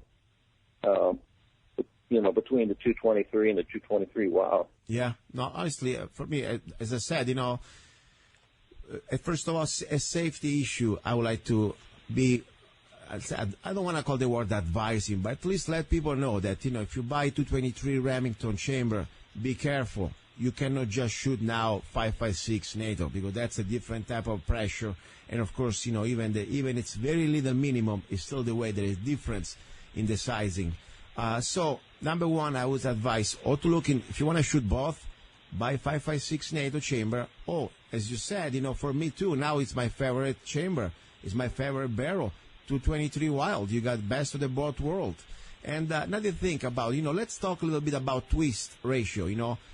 For many people, it looks like, what is that? I mean, what are you talking about? And I try, as I said, I like to give the basics to everybody. For example, the average 5.56 NATO that, you see in the M4 carabine rifles, I see normally they are between like 1.7 and 1.8. Am I right? I mean, as a twist ratio. What is exactly a twist ratio, first of all? Can you explain it? Well, the 1 in 7 twist means for every 7 inches that the bullet travels, it does one complete revolution. Mm-hmm. And that's a very tight twist. In the military, for the most part, that's what they use. And here's what's really funny is that everybody thinks it's for all the military ammo. And the way I understand about the only thing you really need that 1 in 7 twist for would be like the tracer rounds, which run between 63 and 64 grains off the top of my head. Mm-hmm. But, here's the funny thing. Even with the 1 in 7 twist, that's what it was mostly for, because you don't need it for that 62 grain 855, M855. The funny thing about the tracer, now you're getting out there, and I haven't shot a lot of them, and anybody listening, don't go out and try this now with this fire season on. Mm-hmm. I never got that great of groups out of any of the tracers, out of any of the rounds, if you're getting, say, a 3 to 4 definitive angle with the 1 in 7 twist and the tracer, mm-hmm. It kind of defeats the purpose if you're shooting it way out to 800 or 900 yards and you're trying to figure out where the bullets are coming in. But anyhow, so there's one other thing with a 1 in 7 will come for, and that's some of the specialty bullets like a 70 grain GMX, which would be like a heavy hunting type bullet. It likes a 1 in 7. Mm-hmm. But for the normal person, with those couple of exceptions, other than you just want something that, is a military type setup, I personally think the 1 in 8 twist is about the king of the hill. Mm-hmm. And I believe most people are going to find a 1 in 9 handles just about everything. Yeah, and that's normally, just to let you know, my little experience testing the different type of grains. When we came out with the final barrel and chamber for the Don't Tread on Us, we came out with the 223 Wylde twist ratio 1.9. That I like. Right. At least was pretty, almost everything you can shoot through that. It's pretty stable. Question, normally, when you shoot like a 1.8, typical 5.56 NATO, what type of grains we're talking about to be, let's say, optimal, or at least ideal for the 5.56? 55 grains or 62 grains? What do you look at? Or both? Well, it don't always come down to the weight of bullets, because they're not all shaped the same and not all of them have the same ballistic coefficient. Mm-hmm. Okay. The two that come to my mind right now, and it's one of my favorites, is a 75 grain AMAX, Hornet AMAX it, and I hand load it, and and I'm not going to tell the load on the thing, because I don't know using it. It's a charge of Winchester powder. I get about 2,800 foot per second out of that 24-inch barrel. Wow. But the rest of the story is that's a 1 in 8 twist, the 75 grain hollow point boat tail match, which has a slightly lower ballistic coefficient. It doesn't need a 1 in 8, it'll do a 1 in 9. Mm-hmm. The one I'm talking about, I have to single load. Mm-hmm. That 75 grain AMAX, unless you're single loading and you're shooting beyond 600 yards, and you don't mind a single shot AR-15, the 1 in 9 twist will do just fine. Mm-hmm. The 75 grain hollow point boat tail Hornady bullet, you can load it to, off the top of my head, I think it's 2.250, which means it will fit in your AR-15 magazine, and so you shouldn't have any problems, with overall length. I see. And, as you see, there is so many components. I mean, yeah, people think it just because it fits in the magazine, it's an AR-15, they're all the same. There are so many different things, characteristics, and also purposes. Depends on what you're doing. Are you doing long-distance shooting? Are you doing, combat, let's say, close encounter shooting? Let's talk a little bit about the general idea of the 5.56 NATO, because sometimes, there's been a lot of debate. There is a lot of talking down about these rounds, And the more I know these rounds, as I said, I understand why it was built or was created. I mean, this is not like there is not like a rifle that does it all, but there is a purpose for every rifle, and there are some pro and don'ts in every caliber, of course. Let's see. Tell me a little bit, first of all, what do you think about the 5.56 NATO, the original purpose, and what are the benefits, and what are also the don'ts as a round for self-defense? Well, we're not restricted by the NATO rules, and this is based on what I understand. The original load was a 55-grain full metal jacket bolt tail. It was about 3,200 foot per second, which is pretty fast. Mm-hmm. And again, the military was somewhat restricted. Initially, they tried like a 1 in 14 twist, which it was meant to destabilize. Mm. And what they found out is in cold weather, that wasn't quite sharp enough. So they went to a 1 in 12. The real early AR-15, some of them were 1 in 12 twist. And they shoot a 55-grain bullet really great and accurate. Some of them were pretty accurate. But we're not really restricted. A lot of people, this tumble idea and all, it actually goes sideways and it breaks into usually 3 pieces at the cantilever and at the tip.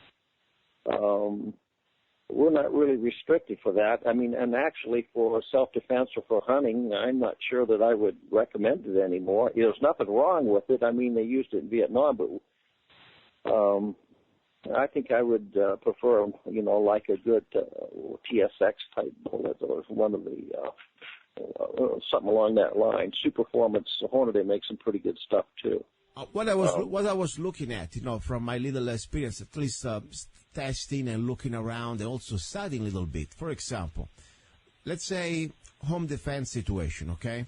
That there are some limitations, especially if you live in an urban environment. You need to look at over-penetration. You need to look at different things, The original idea of the 5.56 was, at least for what we understand, was for flesh. Wasn't for objects. It wasn't going to destroy things. It was to incapacitate enemy combatants. That's the idea, because it's very, very fast. And even, of course, the bullet, it's light, especially when it tumbles and it starts to, let's say, create almost a sharpnel effects, is devastating on the tissues. So that part is good. The low recoil is really good too. Can be handled pretty much by everybody. The fact that it normally does not over-penetrate, I believe that's also has a lot of benefits, because, even if you shoot, let's say, 9mm slug in a typical apartment with a regular dry walls, that 9mm slugs will go through walls and can be very dangerous for liability. I noticed that I watched different videos. I was testing also 5.56, 55 and 62 grains between dry walls is much more, let's say, safe compared to other bullets. And, of course, forget about the shotgun. Of course, it's a 62 or 55 grains, but I noticed when you start to have 30 rounds of that type of speed in your, let's say, home rifle, I believe that, especially at close distances, between 0 and 200 yards, I still believe you have a lot of, let's say, potential to completely incapacitate the, let's say, the aggressor. What do you think? Well, let's see. On the first subject, I was kind of amazed when I found out that even though an AR-15 is actually a high-powered rifle, is that it wouldn't do as many layers of drywall as like a 9mm. And it's not just ball. Usually the hollow point will plug up, and you end up out penetrating, let's say, like layers of drywall. The kinetic energy is about triple in the AR-15 or the 5.56. Yeah. And, you're talking about 100 or 200 yards. Man, I think in the hands of somebody a little bit skilled, that thing is pretty lethal at 600 yards. Oh, yeah. No, this is for sure. But, as I said, I'm not talking about accuracy. I'm talking about, still keeping the potential, kinetic energy to, let's say, incapacitate I mean, at least I think even at 300 yards, when you start to get hit by a 62 grains bullet at such a high speed, it's still devastating, especially if you got the right point. But, closer you are, of course, more you keep the energy. And I believe the optimus probably will be from 0 and 300 yards. And I'm thinking about now, to somehow create classes to really start to specify and be specialized in home defense rifle using the AR-15, because I really was looking at the different benefits. As I said, it's a rifle everybody can shoot. It's a low recoil. You have, even just with one magazine, you got at least 30 rounds, especially if you live in the states like Arizona, that you have no problem with these restrictions. And then, of course, you don't worry so much about over-penetration. And at the same time, it's accurate, much more accurate, of course, than handgun. Much more firepower, of course, than a shotgun, and all the benefits. And also, I still believe there is enough, especially, let's say, in a household. You are like 10, 15 feet, maybe 20 yards if you have a big home with a big hall. I mean, that would be enough firepower to create, I think, a good tool for home defense if well used, But yes, what do you think? Well, it's a funny thing. You talk about that 62 grain penetrator load, and it's my understanding, particularly out of the military M4, which is 14.5-inch barrel. Mm-hmm. Unless you're pretty close, it slows down a little bit. It don't start out quite as fast as we have to have 16 inches. Yeah. It's my understanding that it's a little bit too stable. I have read, I wasn't there, but I've heard from other people that you start getting out longer shots, particularly the 62 grain. It ice picks. It don't tumble. It don't break apart. It just kind of puts 22 caliber holes straight on through. Yes. I can't verify it. I haven't done it, but the place I think the 62 grain penetrator, one would be body armor, and two would be like if you have to stop a vehicle. Yeah. That's my understanding. That's what it's designed best for. As far as which one, and it's funny thing is sometimes something that you think's a penetrator might penetrate different under different set of circumstances. Through ballistic gelatin or something like that, i.e., what am I defending myself against? And I'm not so sure that a good, well-designed bullet expanding, because we're not restricted, and I think you're going to find they actually out-penetrate in a lot of different things. Everybody knows that they got some tap-type loads. Well, the police get something that we can't buy, and it's called tap barrier. And it's a 60 grain, and it's a copper bullet, and it's more or less like a TSX, but it's the reason they call it tap barrier. It is designed to shoot through your windshield and still take the bad guy out, or through a door or a barrier or 1 inch of plywood. Wow! And it actually does a little bit. It actually does better and more lethal when it does connect on the other side than a lot of the military stuff. Interesting. But the military is restricted. Just because they use it, it might not necessarily be the best home defense load. Yeah. I was thinking, Greg, about... And I hope I don't have to find out for real. But yeah, no, I understand. Yeah. But I agree with you. I heard a lot of information, at least reading also, the latest few years in Afghanistan, when they upgraded, to the 62 grains, especially the green tip, okay? Yeah. Technically, as you say, is a penetrator. It doesn't have any more that tumbling effect, of course, and especially when you use the shorter barrels, okay? I mean, unless you use the 20 inches barrel, every time you go under 16 inches, you start to lose speed. It's normal. So the point is, it's almost like zipping through. On flash, for what I read, different also researchers, also from different studies from the military, let's say there are some official records from Vietnam that they were somehow kept secret for a while because they were afraid that especially the 55 grains was so devastating as concept, they would probably, condemn them under the Geneva Convention. So I see that on flash, the 55 grains as the best opportunity to have higher speed, of course, and also to tumble and create a sort of a devastating effect on tissues.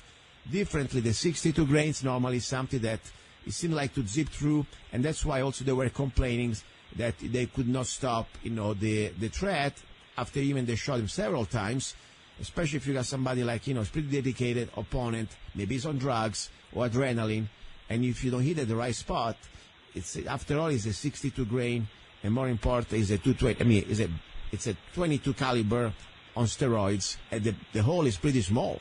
So that's why it doesn't create that much of a devastating effect if it does not tumble. So I think probably you're right. I honestly, for home defense, if I didn't have to spend the right, type of caliber, special ammunition, I would go with 55 grains. What do you think? Well, I think if I was restricted to the military stuff, I think the M193 ball, it's faster. I think you get around 3,200 plus foot per second out of even a 20-inch barrel, and that is smoking fast. Wow. And what it does, it turns sideways in a short distance in flesh, and it breaks off, the way I understand it, the cannular and the tip. Wow.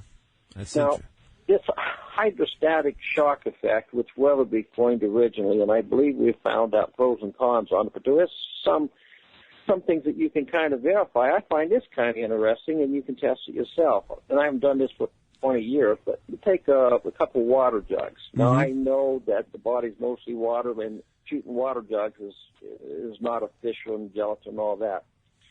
But you put a couple of them out to 100 yards. You shoot with that 55 grain M193, and it'll pretty much blow that jug apart. Now, right beside of it, take a 30-06 and use your typical military ball. Heck, use an armor-piercing ball, I care. And I think you're going to find that the actual traumatic effect on that jug of water is a lot less. Sometimes you can barely even tell you hit it or jump a little bit and it'll leak out. Wow. And so which means it's not necessarily transferring the energy. Yeah. And the M193 is hitting and tumbling and doing something, and it's transferring the energy into the water. Yeah. And we are made mostly of water. Our body is made mostly of water, at least, soft tissues, that's a fact. I watched a video similar like that. You can still find it on YouTube.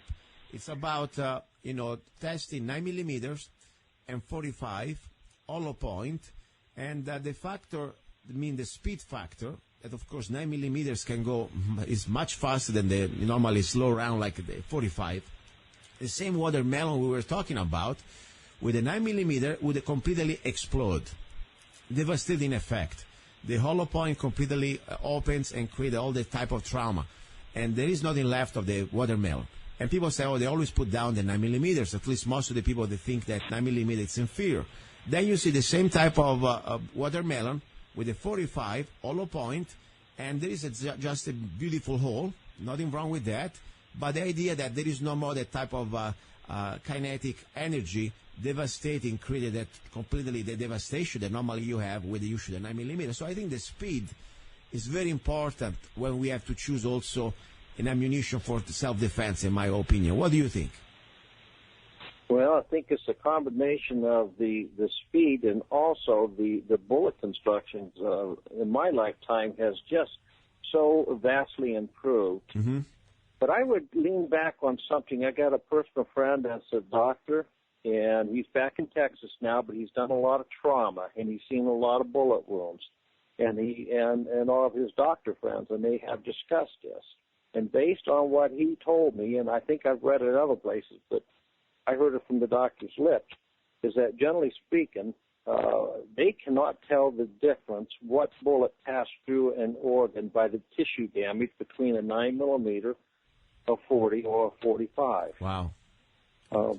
Now, if you're shooting a 9 millimeter ball and you're shooting a 45 with that HydroShock, which is used to be one of the top performers, I'm not sure if there's probably better stuff now.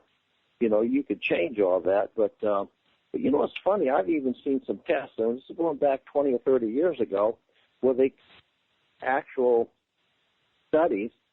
There was not as much killing difference between a 9 millimeter and a 45, even when the full metal jacket edge goes to the 45. Wow. But this new improved technology they have, the 9 millimeter of today with a good hollow point, a good expanding, it's far superior to the old 45 ball. I mean, it's a significant step up in effectiveness, and we used to think that was kind of, king of the hill. Yeah, that's and true. There's no slouch. And I tell you, that some ammunition I found, for example, the Liberty ammunition I test them.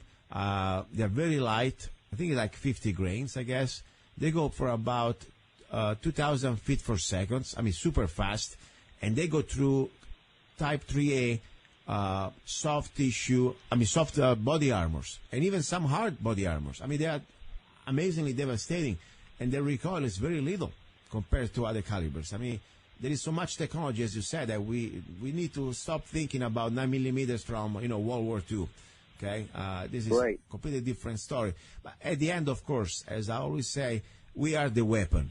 Of course, it's always better to have the best you can get, the best caliber and the best gun. By the end of the day, marksmanship and mindset are the real also factors that makes the difference. You can have the best gun you want, you can have the best caliber, the best ammunition, but if you don't have marksmanship, you don't know where to hit. And more important, you don't have the combat mindset that you are dedicated and you do what you have to do to defend your life. Doesn't matter anymore. Listen, I really appreciate your knowledge, your experience, also your friendship. I always enjoy talking with you, and I want to give you the floor like I do with all my guests. 60 seconds, whatever you want to say about anything. You got the floor. Well, thank you, Luke. I really appreciate this opportunity to talk. I didn't have a prepared minute. One of the things you just now pointed out, that's 50 grain high velocity, I believe it's civic. Anyhow, so I'm familiar with it. I wouldn't mind trying that out. I did read a story once where the guy was testing on a dummy, and it went through a car door, through the dummy, and out the other. And this is an old expert, and he says, I may have to re-examine everything I thought I knew about self-defense slugs. So maybe in the future sometime, maybe we'll try some of that out, because I got a question mark behind some of this also. Yeah, me too. I want to test them more. I mean, I have some of them, and let's go to the range and let's test them out in different scenarios, okay? That sounds like a good plan to me. We'll have to get together sometime soon. Very good. All right, Lista. Thank you very much, Greg. Thank you very much. And listening, guys, this is luca-zanna. You're listening to Love, Guns, and Freedom. Luca-zanna. I'm sorry, my brain is overheating today. It's 1:20 around where I am right now here. But let's give me a few seconds break, and then we'll come back, and we're closing this hour, okay? You're listening to Love, Guns, and Freedom with Luca-zanna. Awaken the warrior in you with Scotty. The new AR-15 rifle by Zanna Enterprises, LLC. I am Scotty. More Scotties of winter, hunting, and just revenge. I am Scotty. I am chambered in 223 Wylde and can shoot 556 NATO and 223 Remington. My trigger is crisp and fast, an average of 4 pounds out of the box. Call me a fast girl. I can shoot over 5 rounds in 1 second. But I'm focused too. With only iron sights and no bench, I can hit 1 square inch at 25 yards. I bow down to no one. I'm independent. I am fierce. I am a warrior. I am Scotty. The new AR-15 rifle by Zanna Enterprises, LLC. Find me at www.ar15shop.us. Okay. This is the end of the second hour. That was the little audio commercial of Scotty, the new AR-15 rifle package from Zanna Enterprises, LLC. Why rifle package? Because you get the upper, then you get the lower, and you put it all together. It's an incredible deal. And please go to www.ar15, AR, number 1, number 5, 15, of course, shop.us, AR15shop.us. You can find it. It's amazing. I'm very impressed. I love the idea. First of all, it's a great rifle, and it's made in the USA, of course. And just check it out.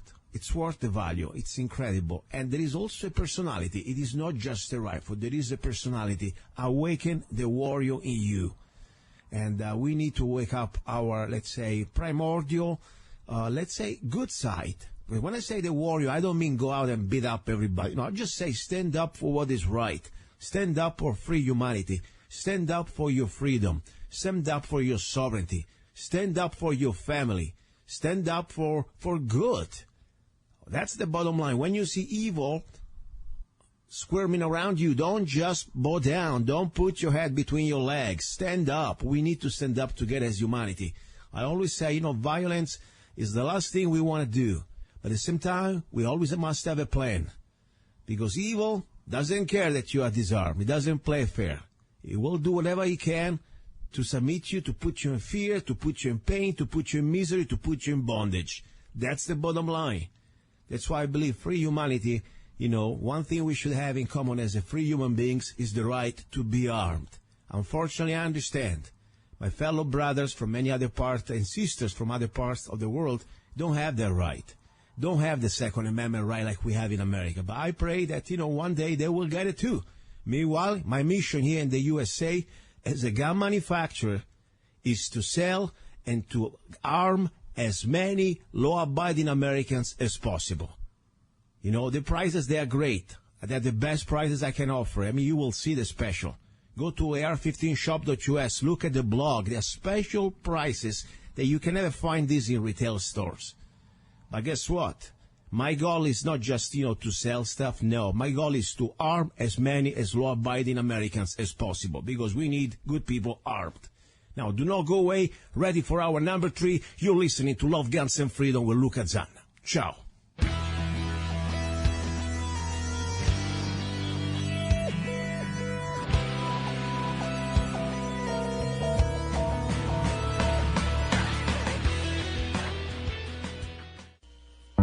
He's a songwriter, a poet, a rifleman, I'm not afraid, and a constitutional activist. I'm not afraid, Italian by birth, I'm not afraid, American by choice. Gianluca Zanna. I'm not afraid. And his new CD, Love, Guns, and Freedom. 16 powerful songs on one CD from the heart of a patriot.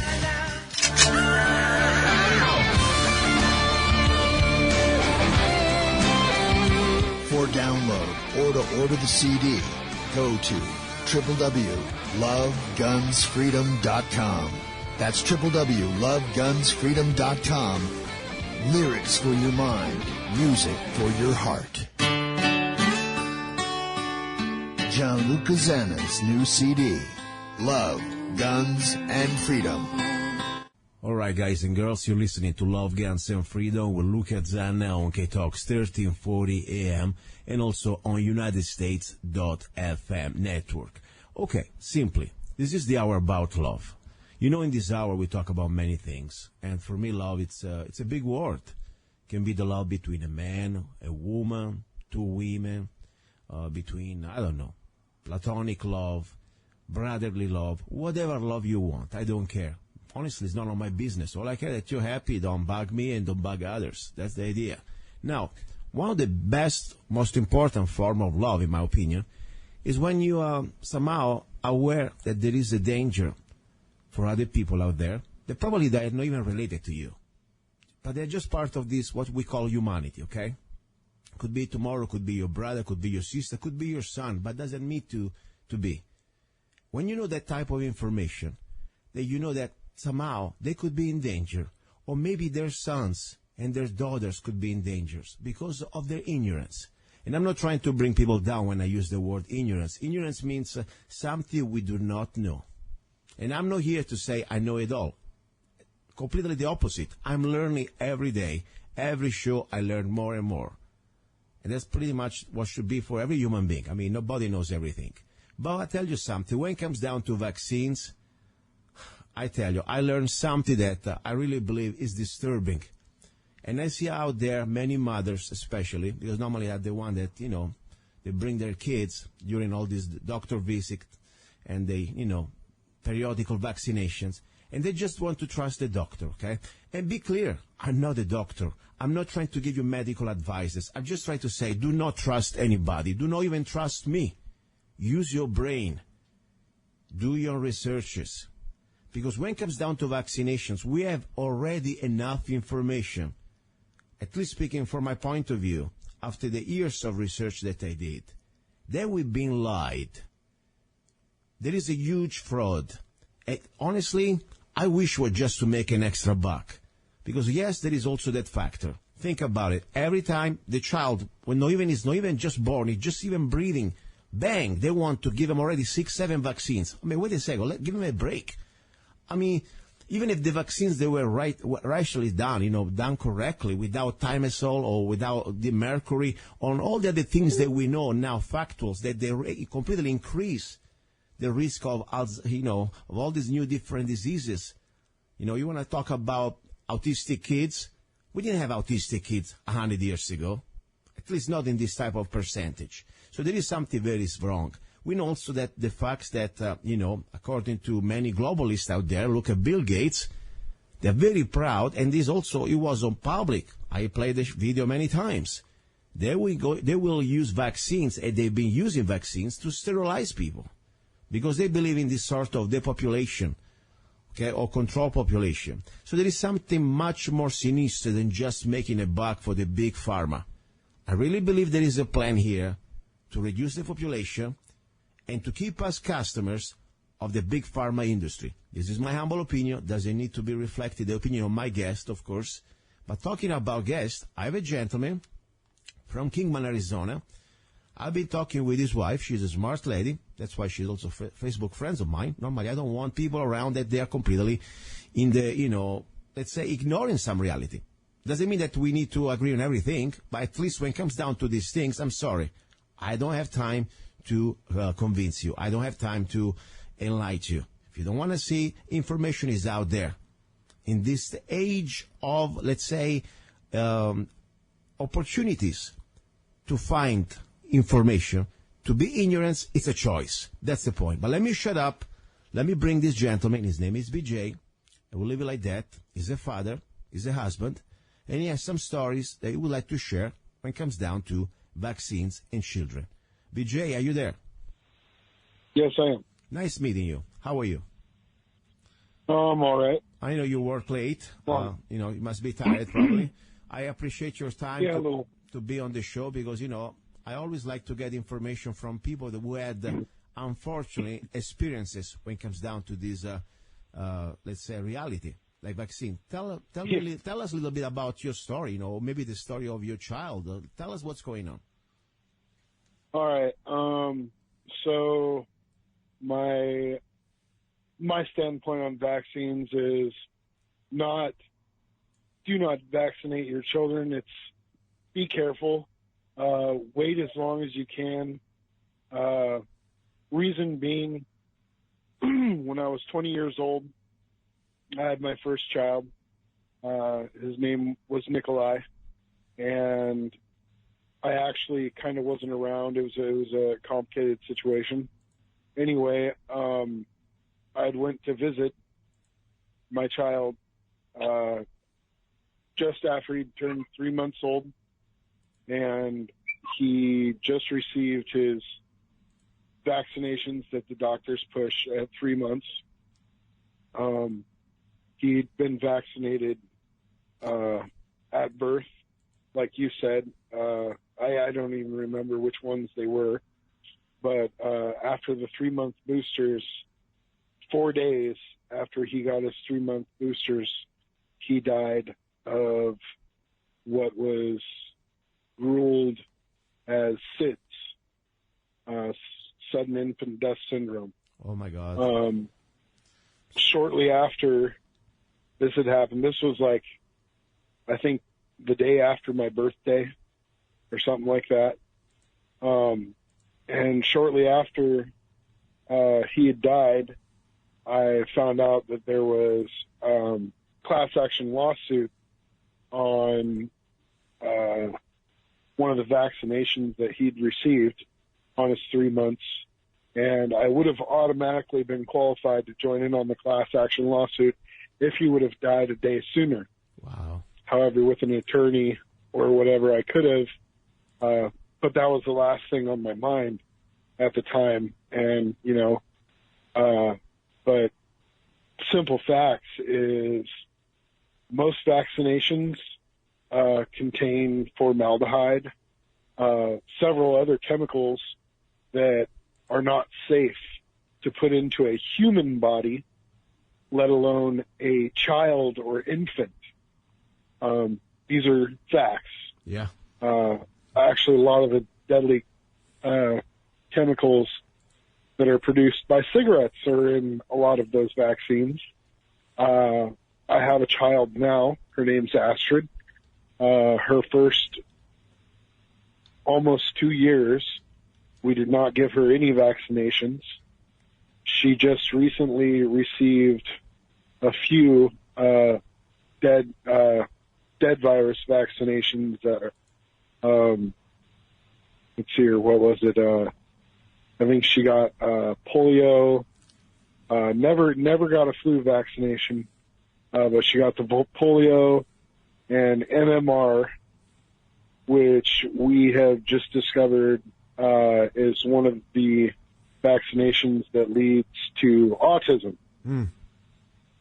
Wow. And so far, the only shots she has received are tetanus, pneumonia, and polio, and the MMR. But like I said, just recently we've discovered that the MMR vaccine is directly linked to autism. Now, that's one of the vaccines that they actually push early on. That's one of the first shots that a child receives before their brains even developed or anything. And I think that I might be on the safer side with her because, like I said, she's pretty much 2 years old. She just got that MMR shot. I mean, her brain's had time to get on a set development track. And, you know, it may or may not. The fact is that a lot of the vaccines that are pushed these days are viruses that don't hardly exist anymore anyways, such as the polio vaccine. I'd actually just recently got into an argument about that on Facebook. Mm-hmm. In total, polio has killed 135,000 people. And about 125 of those thousand of people that died of polio were way back before there was massive amounts of indoor plumbing, and the only way the polio virus is even transmitted is basically fecal matter to mouth. And now people are a lot cleaner than they were then, you know. Mm-hmm. There are still a lot of disturbing images of people not washing their hands after they go to the bathroom, but still, you know, we do have plumbing now, and even if that virus did get rampant, it probably wouldn't get that rampant because of transmission. You know, there's a lot of people that are aware of washing their hands, and, you know, especially after going to the bathroom, which is the only way that particular virus is transmitted. But can I say something? I would like to make a case here, you know, because the idea why we're talking here, because as I said at the beginning, for me it's an act of love. Even if I don't know your child, and I see many moms out there, you know, going to the doctor's office, trusting the doctor, and they think it's just for their goodness. If I know that there's some sort of a danger there, I cannot just stay silent. You know, I cannot just say, okay, I ignore it. I need to at least say, listen, please, this is your child. Don't trust me, don't trust anybody, but start to inform yourself. There is so much information out there, so much. I mean, as you said before, absolutely. You know, you were just saying some part of the facts, not even the whole story, just, you know, scratching the surface. When you say the ingredients, some of the ingredients that you find in these vaccines, that there is no reason to be really added. I mean, seriously, I'm not saying that the vaccine, they're great, but seriously, let's start to make them without these poisons, these chemicals that we know for sure there is no way they're supposed to be in any body. I don't even say human bodies. Not even the animals should have this sort of additives. They're scary. I wouldn't give it to my dogs, for God's sake. So let's start with that. Right. And these are facts. And so much that they also put in the side effects, there is a little label normally that you don't see because, you know, when you go to the pharmacy, the label comes with a big box and they state the side effects. So the point is, these are factual things. Would you like to give a little poison to your child? I don't care how much. First of all, there is more than we're supposed to get, but poison is poison. Number one. Number two, let's look at the statistics. But also, let's look at the facts. Why you think an industry supposed to have such a privilege to be shielded by private lawsuit, by the government, with the special executive orders, with special laws, while we know every other industry in the private sector, you don't get that special privilege. I mean, let's say you make cars, you make bad cars, you're going to get sued. Okay? No. The companies that make vaccines, they cannot be really sued. And if they really lose, the government will pay. The taxpayers will pay. So that should be enough to say, wait a second, maybe something's wrong here.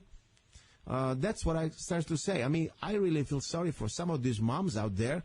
They just send, these little children into the lion's den, and then it's too late. When the little baby is dead, I mean, I don't know, man. What do you think? I think you're absolutely right, and I think that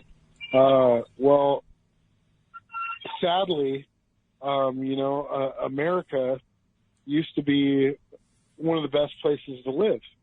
I mean, and the only reason I say used to be is because of those exact factors. I mean, you can bar vaccines, because vaccines aren't the only danger that's out there. I mean, you look at foods. Okay, General Mills has actual iron, not iron supplement, actual iron in their cereals. Yeah. Okay. Yeah. They get away with it. Yeah. Okay. Red 40, the food dye, Red 40, proven cancer-causing agent. It's in everything. Yeah. Corn syrup is absolutely horrible for you. GMOs, we openly sell this stuff on our markets all the time, and nobody does anything about it. Why? Because we're consuming populace, and we consume, and we just pretty much do what we're told to. And it's, people need to wake up and realize it's, I watched a thing, Woody Harrelson? Woody Harrelson said, if the consumers stopped consuming these products, they would have to fix them, but they're not. Guess So what? Guess what why? now, BJ? Guess what they're doing? You cannot even stop to use these products, because in many states and also all over the world, not just in America, there is a new trend that they're doing mandatory this sort of act of violence and criminals, my opinion. These vaccines, they're becoming mandatories. I mean, that's for me the final act of tyranny, when somebody claiming ownership over your body or the body of your child, especially when they want to use something that, let's say, first of all, if you really believe that, you're safe with these vaccines, you shouldn't be afraid of me not being vaccinated. Leave me the hell alone. I mean, let's use their logic. Right. Your vaccine is great. Great. Right. Get two. One for me, one for you. But don't you dare to come to me, force one on me at my door, and try to put in my child or anybody of my family without our consent, because that's unfortunately what they've done now in California, what they've done in some other states, what they've done in Italy. Yeah. In Italy, you lose your parental rights just last month, just a few days ago. I mean, and not only you will lose your parental rights if you do not conform and submit to this forced vaccination, you have to pay hefty fines. And if you don't comply, you go to jail. I mean, if that's freedom, I don't even think Hitler did that crap to his own people. Seriously. I don't think he did that stuff. He may have done to other people, but not to his own people. This stuff is scary. Out of a horror movie, God's sake. So, anyway, I give you the floor. I'm sorry, I'm getting mad. Oh, no, you're fine. You're fine. Yeah, actually, you're right on. It's everything that's like that is step by step. So it's not apparent that your freedoms are being taken. So far in a lot of the states right now that I know of, part of the reason I moved to Washington a few years ago was because if your child, by the time they came of school age, was not vaccinated in California, like you were talking, they couldn't be enrolled in public school. Which also is, okay, but they weren't totally removing your rights at that point. They weren't telling you had to vaccinate your child. Yeah. But if your child was not vaccinated, they weren't allowed in public schools. Why? Because of supposedly this is what really torques me, and this is exactly what you're talking about. So if the vaccines work like they say they do, somebody that is infected with the virus would not be able to affect somebody that is vaccinated. Correct? Yeah. I mean, it's just using the logic. Right. And so why is there any reason to say that I can't put my child that's not vaccinated into a school of children that are vaccinated because they say my child is going to put them at risk for exposure? Now, if that is absolutely true, then the only thing that one could logically deduce from that is the fact that those vaccines are 100% bullpucky. Because if somebody that is infected with this virus that everybody's vaccinated for can all of a sudden infect everybody around them, then the same thing could have happened in the first place. Exactly. Now, this is serious. I mean, sometimes, I feel like almost we are living a nightmare, like people already been under mind control, seriously, because there's so much, logic, We don't need to be extreme on anything. Just use the logic. Look at the evidence. Look at the facts. There are some people that even when their child, I saw with my own eyes, a woman, a mother, who admitted during one of this doctor visiting on the waiting room, oh yes, my child after the vaccine had the cold and the fever, 1 of 5, started to have like some sort of like this almost tremors, completely, scary, you can die. But then, everything's fine. The doctor said, don't worry about it. And she believed it. And she was fine. Oh, yeah. And she said, next child, yes, I will vaccinate it again. I don't know. Maybe we deserve, not we, but maybe they deserve it. But unfortunately, the child does not deserve it because the child said, wait a second, Mom, if I was a little bit older, I would tell you, don't be a stupid dumbass. Don't you see it? Right. I'm dying. As I said, ignorance can be forgiven one time, but then, when you see that you've been given the opportunity to learn, if you close your eyes and if you refuse to see, then you become part of the evil. That's what I'm saying here. So, we all have, absolutely. moment of ignorance. I didn't know many things. I didn't know anything. At the point we learn. Sometimes we learn the easy way. Sometimes you learn the hard way like you did. And I'm sorry for you. I didn't know about this sad story about your child. That's very heartbreaking. I'm sorry, but at least I'm glad that you're using your experience to try to maybe spare some other father, some other mother out there to go through the same pain, because I don't even want to imagine what can be. You're a young father, you try to work, and you don't have maybe enough time to learn all these things. And probably at the time we didn't have Facebook, we didn't have all this internet. I don't know how old you are, but I know that, the information now is getting more and more available. Even they try to suppress it, of course. I see many times on Facebook very completely censorship when it comes to these topics. But as I said, that's why I'm here. That's why we're here. So I want to say... Yep. I want to give you the floor to talk directly to mothers, to fathers, anybody out there that maybe they think that giving the vaccine to their little children is the okay thing. Like you're talking directly to them, and then of course I will give them my 2 cents why they're doing that, because regardless, I like to find out what are the reasons, and I think there are many reasons. One is, of course, is economical gain. All these vaccines, they cost. Insurance company pays. Doctors get paid. It's like they sell you, a new car every time you go there, okay? But there is also, for me, a darker secret. You were saying before, it's not just the vaccine. Look, the FDA, what is allowed to go into our bodies. Everything from fluoride in the water to, GMO food that, by the way, they don't even want to disclose. Oh, my God, the fluoride. Yeah. That's fluoride. That's why we're so stupid. That's why we cannot even see that, when they hear noise of metallic noise of the knife sharpening, they think it's cha-cha-cha. That's why they are so retarded. I'm sorry. I really believe fluoride, after 50 years, did its job on most of the people out there. But the point is, I really believe there is a plan. The plan to create almost a new subhuman species. And this is not that just made it up. If you read some books like, A Brave New World, pretty much they said that. The author actually said that. Through chemicals, through food, through drugs, we will create a new species of human being. It's going to be, let's say, a dumbed-down version. You know, when you start to get all these type of terrible things in your body is not going to develop to the full potential. I mean, think about just the fact that even if you don't get, you know, let's say, autistic, even if you don't become an autistic child, guess what? You're going to slow down. Your IQ is going to get lower. Okay, the mercury to your brain doesn't do well. Okay, it's not good. It's not healthy. So that's my point. And then, of course, you know, eat GMO food. After 7 generations, the rats being proven, University of France, that after 7 generations, the rats eating only GMO food, they will become sterile, besides getting cancers all over. Let's talk about that. But anyway, I give you the floor. You're talking now to a father, other fathers out there, other mothers out there.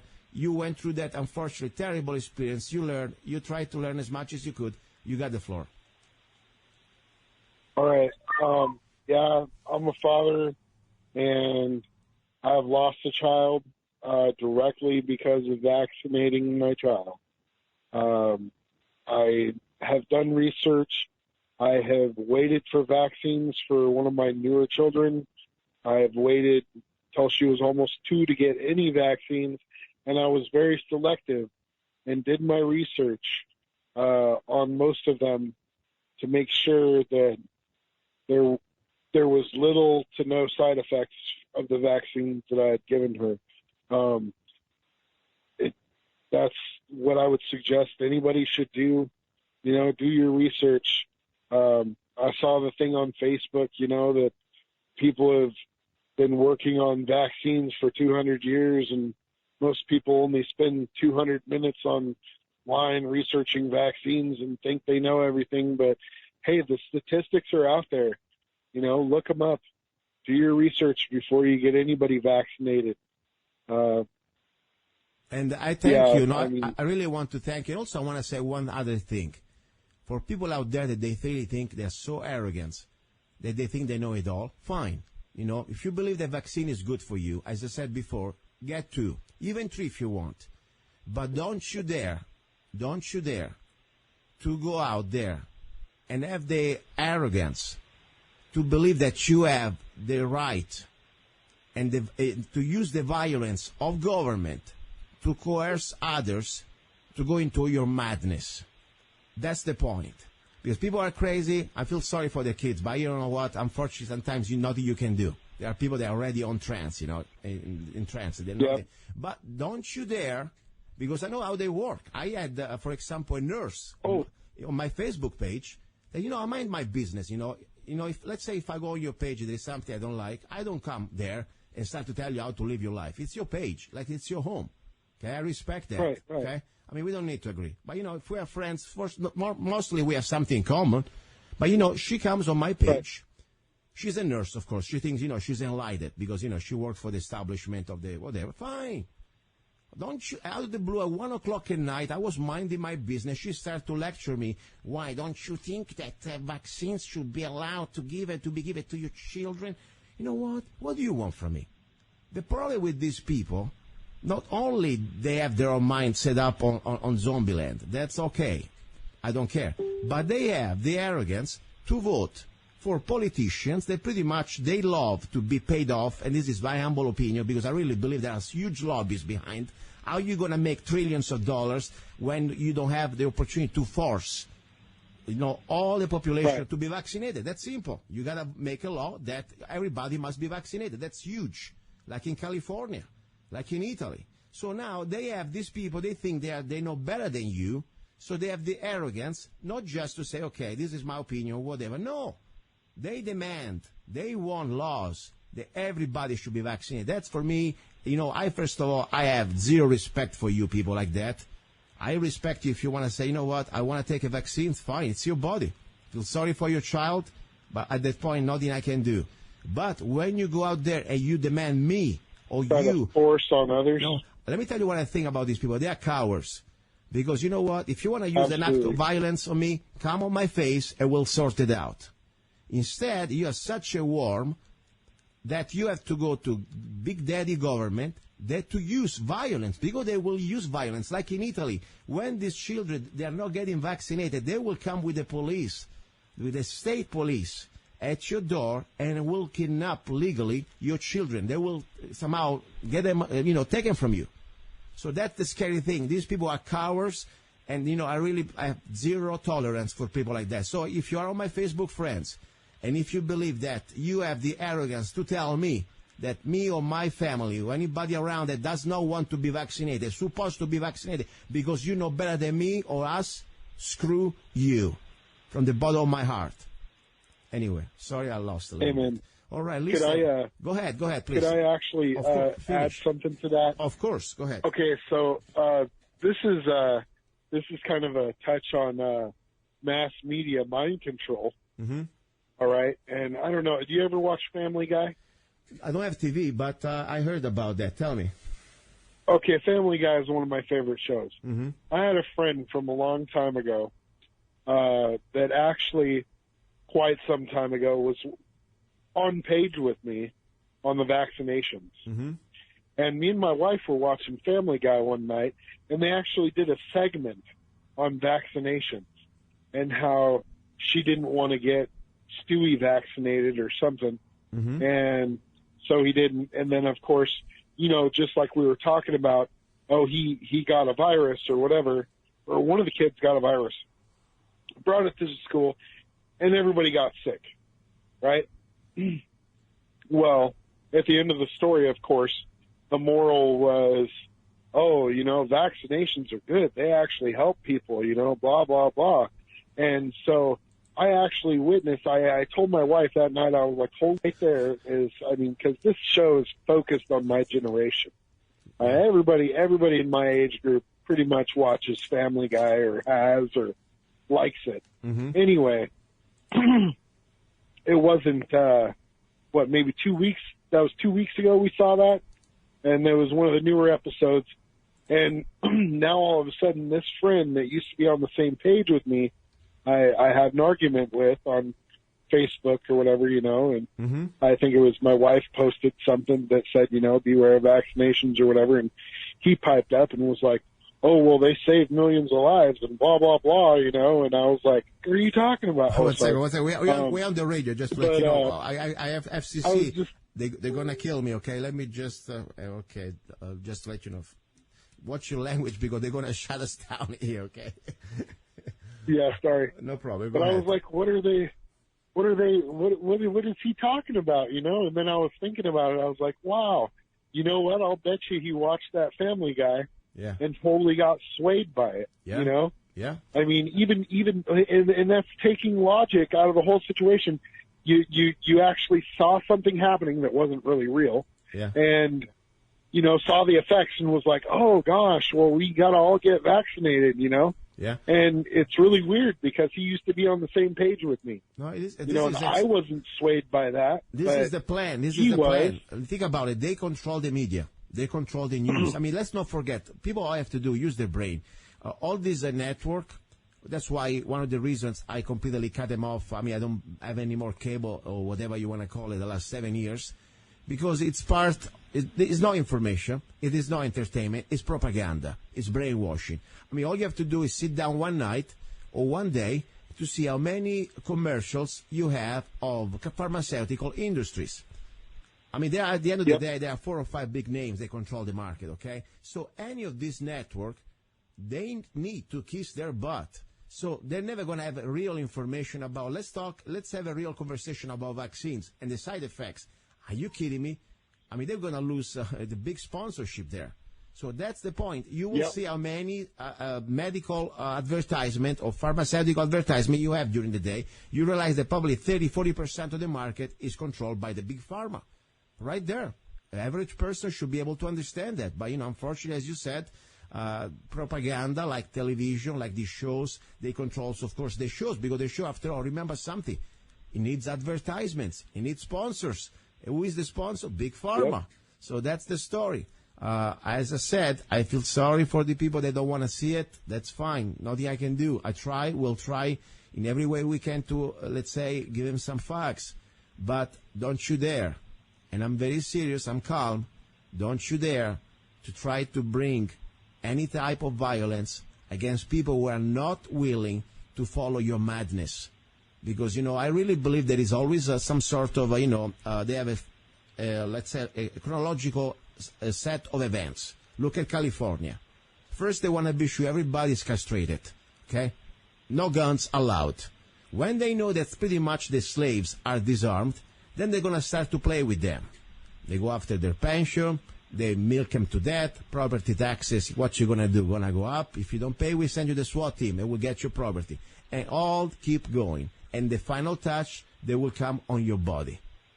For me, somebody who's trying to force the needles in your body against your will, it's an extreme act of violence that I have the right, the human right, to defend myself. There is a friend of mine who had on my show, and he was one of the libertarian. He was the libertarian candidate a few years ago for the presidential, race.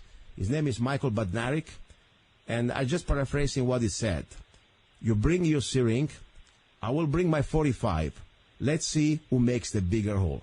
And I completely stay behind the statement. And I'm not a violent person. I'm a law-abiding person. But unfortunately, I have respect for life. And I know when it's time to defend my life and the life of an innocent. Amen. So that's what I am. And that's why, by the way, I'm also, a CCW teacher, instructor. So I'm not saying these things lightly. I'm not a big mouth. I always ponder every word I say. But when it comes down to self-defense, that's for me one of the aspects. Nobody's going to force me to have poison in my body against my will. And unfortunately, I tell you something, that's when comes the loving. I feel that anybody out there, let's say I had you as my neighbor, okay? And I see that, in the middle of the night, you screaming and yelling and say, wait a second, I don't want to get vaccinated. I'm sorry. Even if we are not related by blood, as a human being, as an American, I would say, wait a second, what are you doing to this person without his will? I would feel morally obligated to at least step up. Because that's absolutely. If tomorrow they do it to you and we all just coward and we lock the door and, we hide behind the curtains, tomorrow is going to happen to us. It's time we wake up. They're coming for you next. Exactly. As Americans, they say, you know what? You're going to get paid off by whatever you want. You do your game. But guess what? There is a line that we draw and we're not going to put up with that crap. Hey, BJ, I really appreciate you, and I didn't know. I'm sorry that you went through. I thought it was, just some bad side effects. I didn't know you had such a drama with your son. I mean, I'm really sorry about that. But I appreciate you coming back and telling us this experience, because this is something that for me is more powerful than maybe any other data out there. After all, you know what? I'm not getting paid by anybody. I'm not here trying to push any agenda. I mean, I don't have I get paid by the sponsor. You neither. Okay, so we are just saying that really as an act of love. I'll give you 60 seconds to close the segment, whatever you want to say. Oh, I don't really have a whole lot more to say. I think I've said just about everything, but if somebody wants to reach on Facebook, maybe a father or a mother say, you know what, maybe this man is onto something. Yeah, maybe I would like to ask questions. Can they reach you out? It's which one's my Facebook? Whatever you want. What's my Facebook name? Just look up BJ Lawrenson on Facebook if you got any questions. I've seen all the side effects of most shots. Like I said, I had a child that I'd lost, and I have a child that has side effects, ADHD from shots, and I have another child that's so far perfectly normal because we selected the shots we've gotten for her. But yeah, look me up on Facebook, BJ Lawrenson. Very good, BJ. At least I thank you, and thank you to your lady to be friends on Facebook, and also to give me the time to share your unfortunately sad experience. But as I said, hopefully you can wake up other people. Okay, do not go away. Stay there 1 second. Meanwhile, I would like to say, listeners, seriously, this show for me, it is not a hobby, as you know, and it's not even a job. I don't need it. I don't really need to be here. I can lock the gates of wherever I am, and I'm fine. I do this, and sometimes I tell you, the side effects of the show, they are more than the gains. Because to talk about these things, even if this is a local radio show, doesn't matter. A lot of sponsors, a lot of dark forces that normally you don't see or you don't hear during the radio, they come after you. Remember, there have been many doctors out there the last year, holistic doctors, where they found themselves, mysteriously killing themselves with 2 rounds in their heads, or very other mysterious type of death. And they were local doctors, but they had all something in common. They were exposing the vaccines mafia. So as I said, this is an act of love. And I hope at least you can take advantage of this opportunity. As I said, you don't need to trust me or BJ. Just use your damn brain. That's all I ask you. That's it. Don't trust anybody. Okay? Please. That's all I say, guys. Anyway, don't go away. You're listening to Love, Guns, and Freedom with luca-zanna. This is the hour about love. And a little break, and then we come back. Don't go away. In this world where everything seems to be going sideways, when you need things set straight, Zanna Coffee Straight Shot Espresso. Start your day with a bang. The best organic and GMO-free coffee beans from around the world to amplify your senses and enhance love for life, liberty, and the pursuit of happiness. Zanna Coffee brings you happiness in every cup. Fair trade, certified, sustainable, organic coffee. That means we do not use slaves. Free Zanna songs with every coffee bag. Find Zanna Coffee at www.zannacoffee.com. www.zannacoffee.com. Don't be cheap. You deserve the best. Get Zanna Coffee at www.zannacoffee.com. Okay, here we are, back. Final segment. You're listening to Love, Guns, and Freedom with luca-zanna. You heard the testimonial of this man. Honestly, I had no idea that he lost, his own son and all the drama after. I mean, I thought it was just some sort of a side effect, but this is really, wow. You understand the show, as I said many times, it is not just because I have nothing better to do on Sunday, or because I need to listen to myself on the radio. I could not care less. As I said, sometimes I have to touch topics that I almost wish I didn't have to touch. I mean, not just emotionally they touch me, they, when you learn and you know some things, you're going to change a little bit. I mean, I'm a human being. And don't get me wrong, I want to learn. I want to learn as much as I can. I'm not afraid of the truth. But every week, it's like a new experience. And more important, as I said, it's not just about learning and keeping it back for myself, but try to share it with you out there. When you bring the truth out, or at least something that normally people are not ready to listen yet, let's put it this way. You're not going to be really popular for many people out there because they don't want to hear that stuff. They don't want to have their little world completely, upside down. They are comfortable in their little world. They feel safe. Some people cannot handle the truth. That's the truth. And also, let's not forget, as I said before, the dark forces behind. You start to try to educate people out there about something that could be representing, let's say a loss of a huge amount of money. I mean, let's talk about vaccines. You know how much money they are involved into these vaccines. Just start from your local doctor. I don't have the data for sure, but I know that every doctor pushes vaccines since the first day the baby is born. It's like a used car salesman. Yes, like a used car salesman. They don't stop. They don't take a no for an answer. Don't you think that maybe they're getting a little money when they sell you a vaccine? I'm just wondering. Maybe they're just so humanitarian. They really want to help these poor little babies to be, filled with, 36 vaccines since the moment they are born, full of thimerosal and mercury and some other garbage that, you wouldn't give to your dog. But there's money involved. Definitely. They push this stuff. And trust me, when you touch the interest of big organizations, in this case, like, talking about Big Pharma, they have also the guard dogs, the Doberman, they train hitmen I tell you as I think, as I see it, the FDA. You think the FDA is to protect you, to keep you safe? Are you kidding me? I mean, even my chickens know that, all these people who work for the FDA, somehow they are revolving doors coming from Big Pharma. I mean, the lobbies. It's all connected. I mean, let's look at the aspartame. Okay? I mean, just do a little research about that. I mean, look, all these drugs that after, they already know that in few years they will be found completely, they need to be cut off.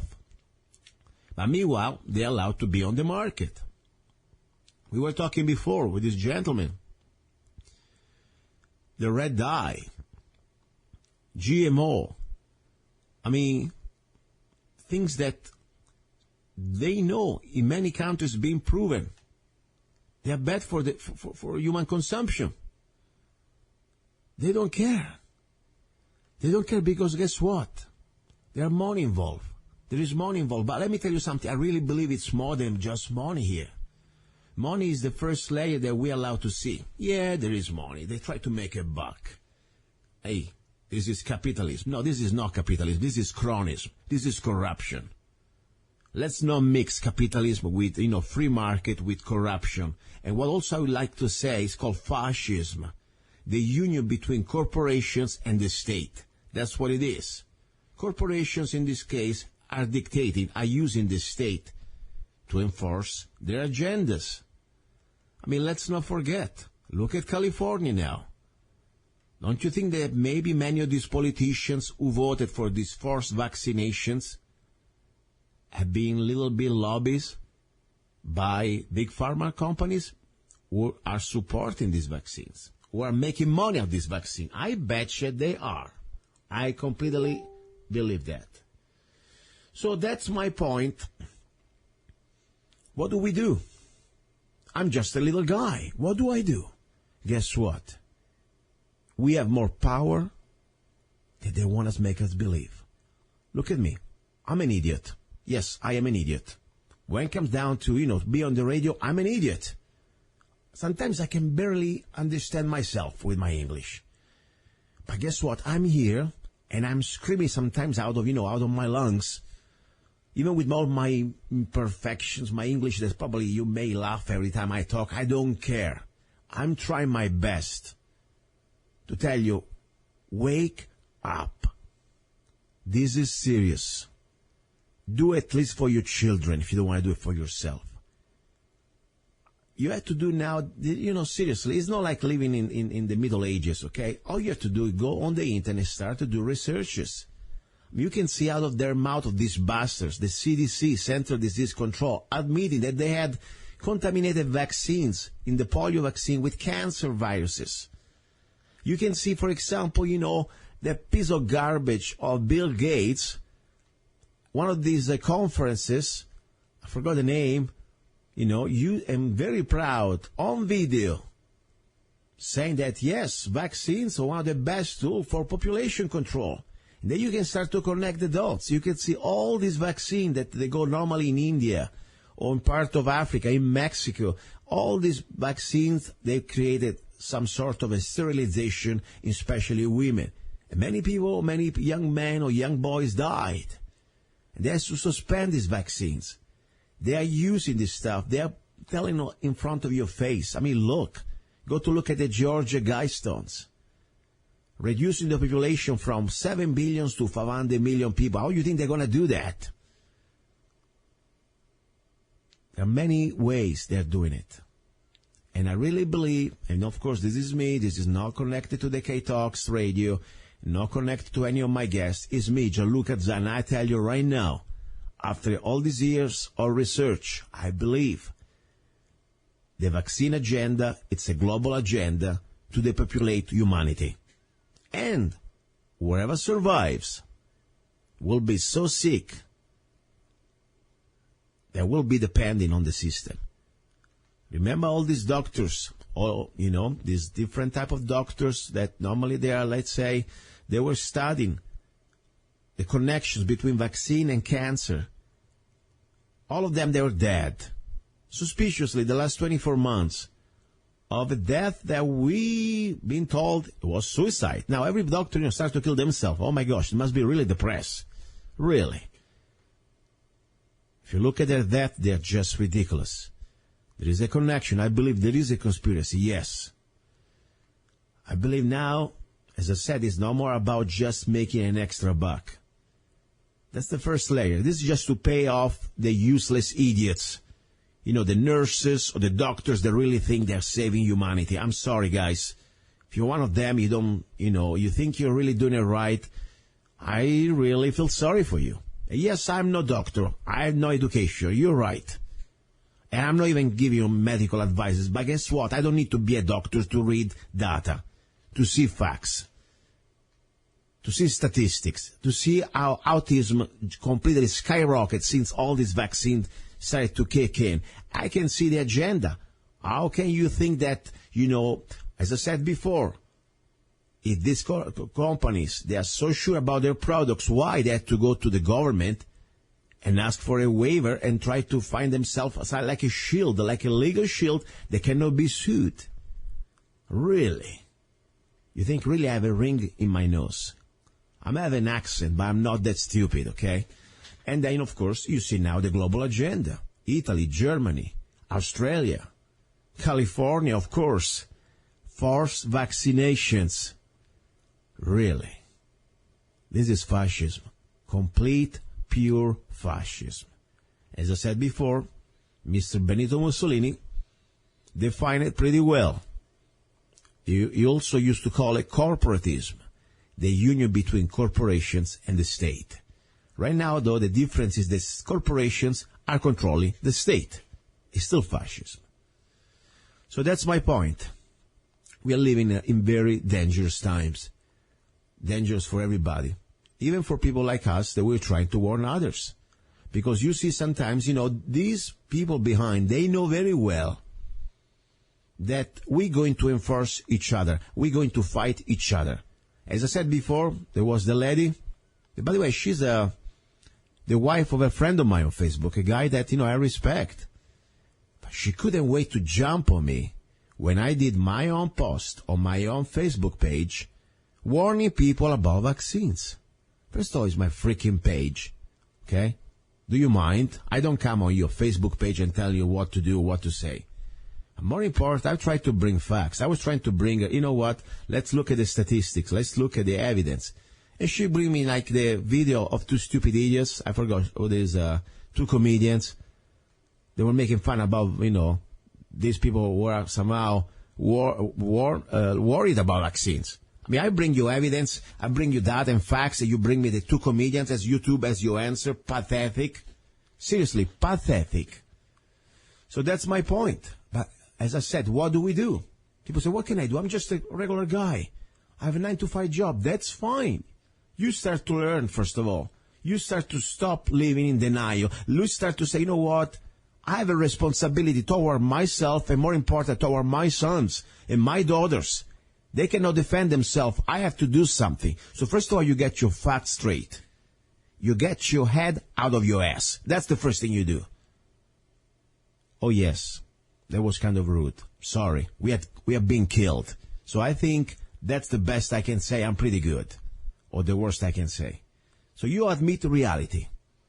Number one. Number two, you start to say, you know what? I draw the line in the sand. You get your facts straight and you will not comply. Just because somebody with a white scrub is going to tell you, stand up, bend over, and show me your butt because now I'm going to vaccine your children. Say, screw you. No way. Like that. This is no more time for diplomacy. I'm sorry. They're killing us. Okay? Politically correctness completely, pretty much, mentally castrated us. You're still a man. You're still a woman. Show your natural instinct of survival. You're not going to bend over anymore. That's the bottom line. So, number two, you need to start to talk to your politicians. Any politicians out there who's trying to force this agenda of forced vaccination on other human beings, I don't care if you're in Australia, America, Germany, wherever. We have a big problem with you, bastard. And I mean really bastard. And normally I don't talk like that just because you're really a bastard. You politicians, I would like to start to see, first of all, where did you get the money from?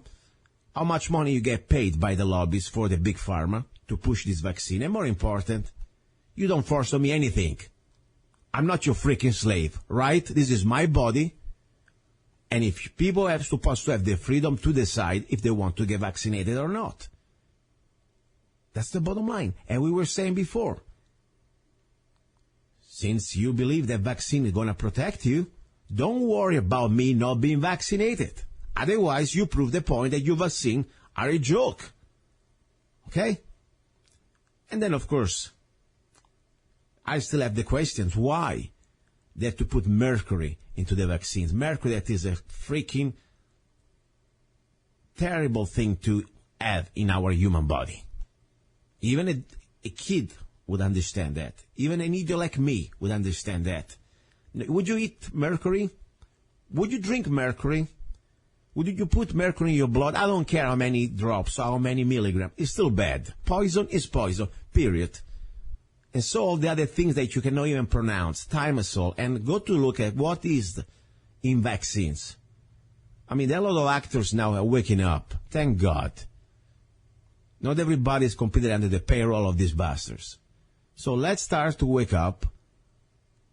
This is beyond politics. This is beyond left, right, center, whatever. This is about life or death. This is about the final plan to destroy humanity, to create a new human race of underdeveloped, dumbed down people. Because that's whoever will remain alive will be stupid. That's the reality. You get all this vaccine, you will get stupid. Yes, try to get all the mercury in your brain, you will be stupid. And they want you stupid. They want you uneducated. That's also another thing that United Nations just said recently, because only with uneducated people we will save us. We will be saved by global warming. Can you believe that crap? Yes, they believe that. It is true. But when you're stupid and dumbed down, not anymore a developed nation, you will live like an animal. You don't have any more the resource and the enjoyment to live life to its fullest. You will live like a freaking cow. You eat, you go to sleep in the grass. That's it. Shut up. And then become slaughter time. Seriously, guys, this is not a joke. I want to thank you for putting up with me. But more important, I want to thank any one of you who support this show. I want to be very honest. Sometimes I say, why am I doing this? You know, it takes so much of my time, my family life, my business life. And I'm not saying that money would be a gratification. I'm just talking about paying the basics here of my time that pretty much would be way much more than what I get. And I don't care. I don't do this for money. But when you send 99 cents, you spend 99 cents on one of my songs, go into Amazon or go to zanna.us, or you download on one of my books like Perfectly Crazy or whatever. You buy some Zanna coffee. It is not even just the $2 or whatever money you give me. I don't really need this. It is for me more than that. It's to show that you care. To show that, you don't just open your mouth and say, oh yeah, we got to do something. You want to do something, start to support the show. Support KTOX. Support the sponsor of of KTOX. I don't really have sponsor because you are my sponsor. When I talk about this type of things, you think I can go around asking for a pharmacy or maybe, I don't know, a grocery store who sell vaccines, between them while they're trying to sell you, I don't know, a pound of meat. They also give you a discount if you get a vaccine. You think that? No. That's why I want to be independent. That's why I need your help. And I appreciate it. All right. God's willing, I will talk to you next Sunday. You've been listening to Love, Guns, and Freedom with luca-zanna. And if you want to support the show, go to www.zanna.us. Thank you. Ciao.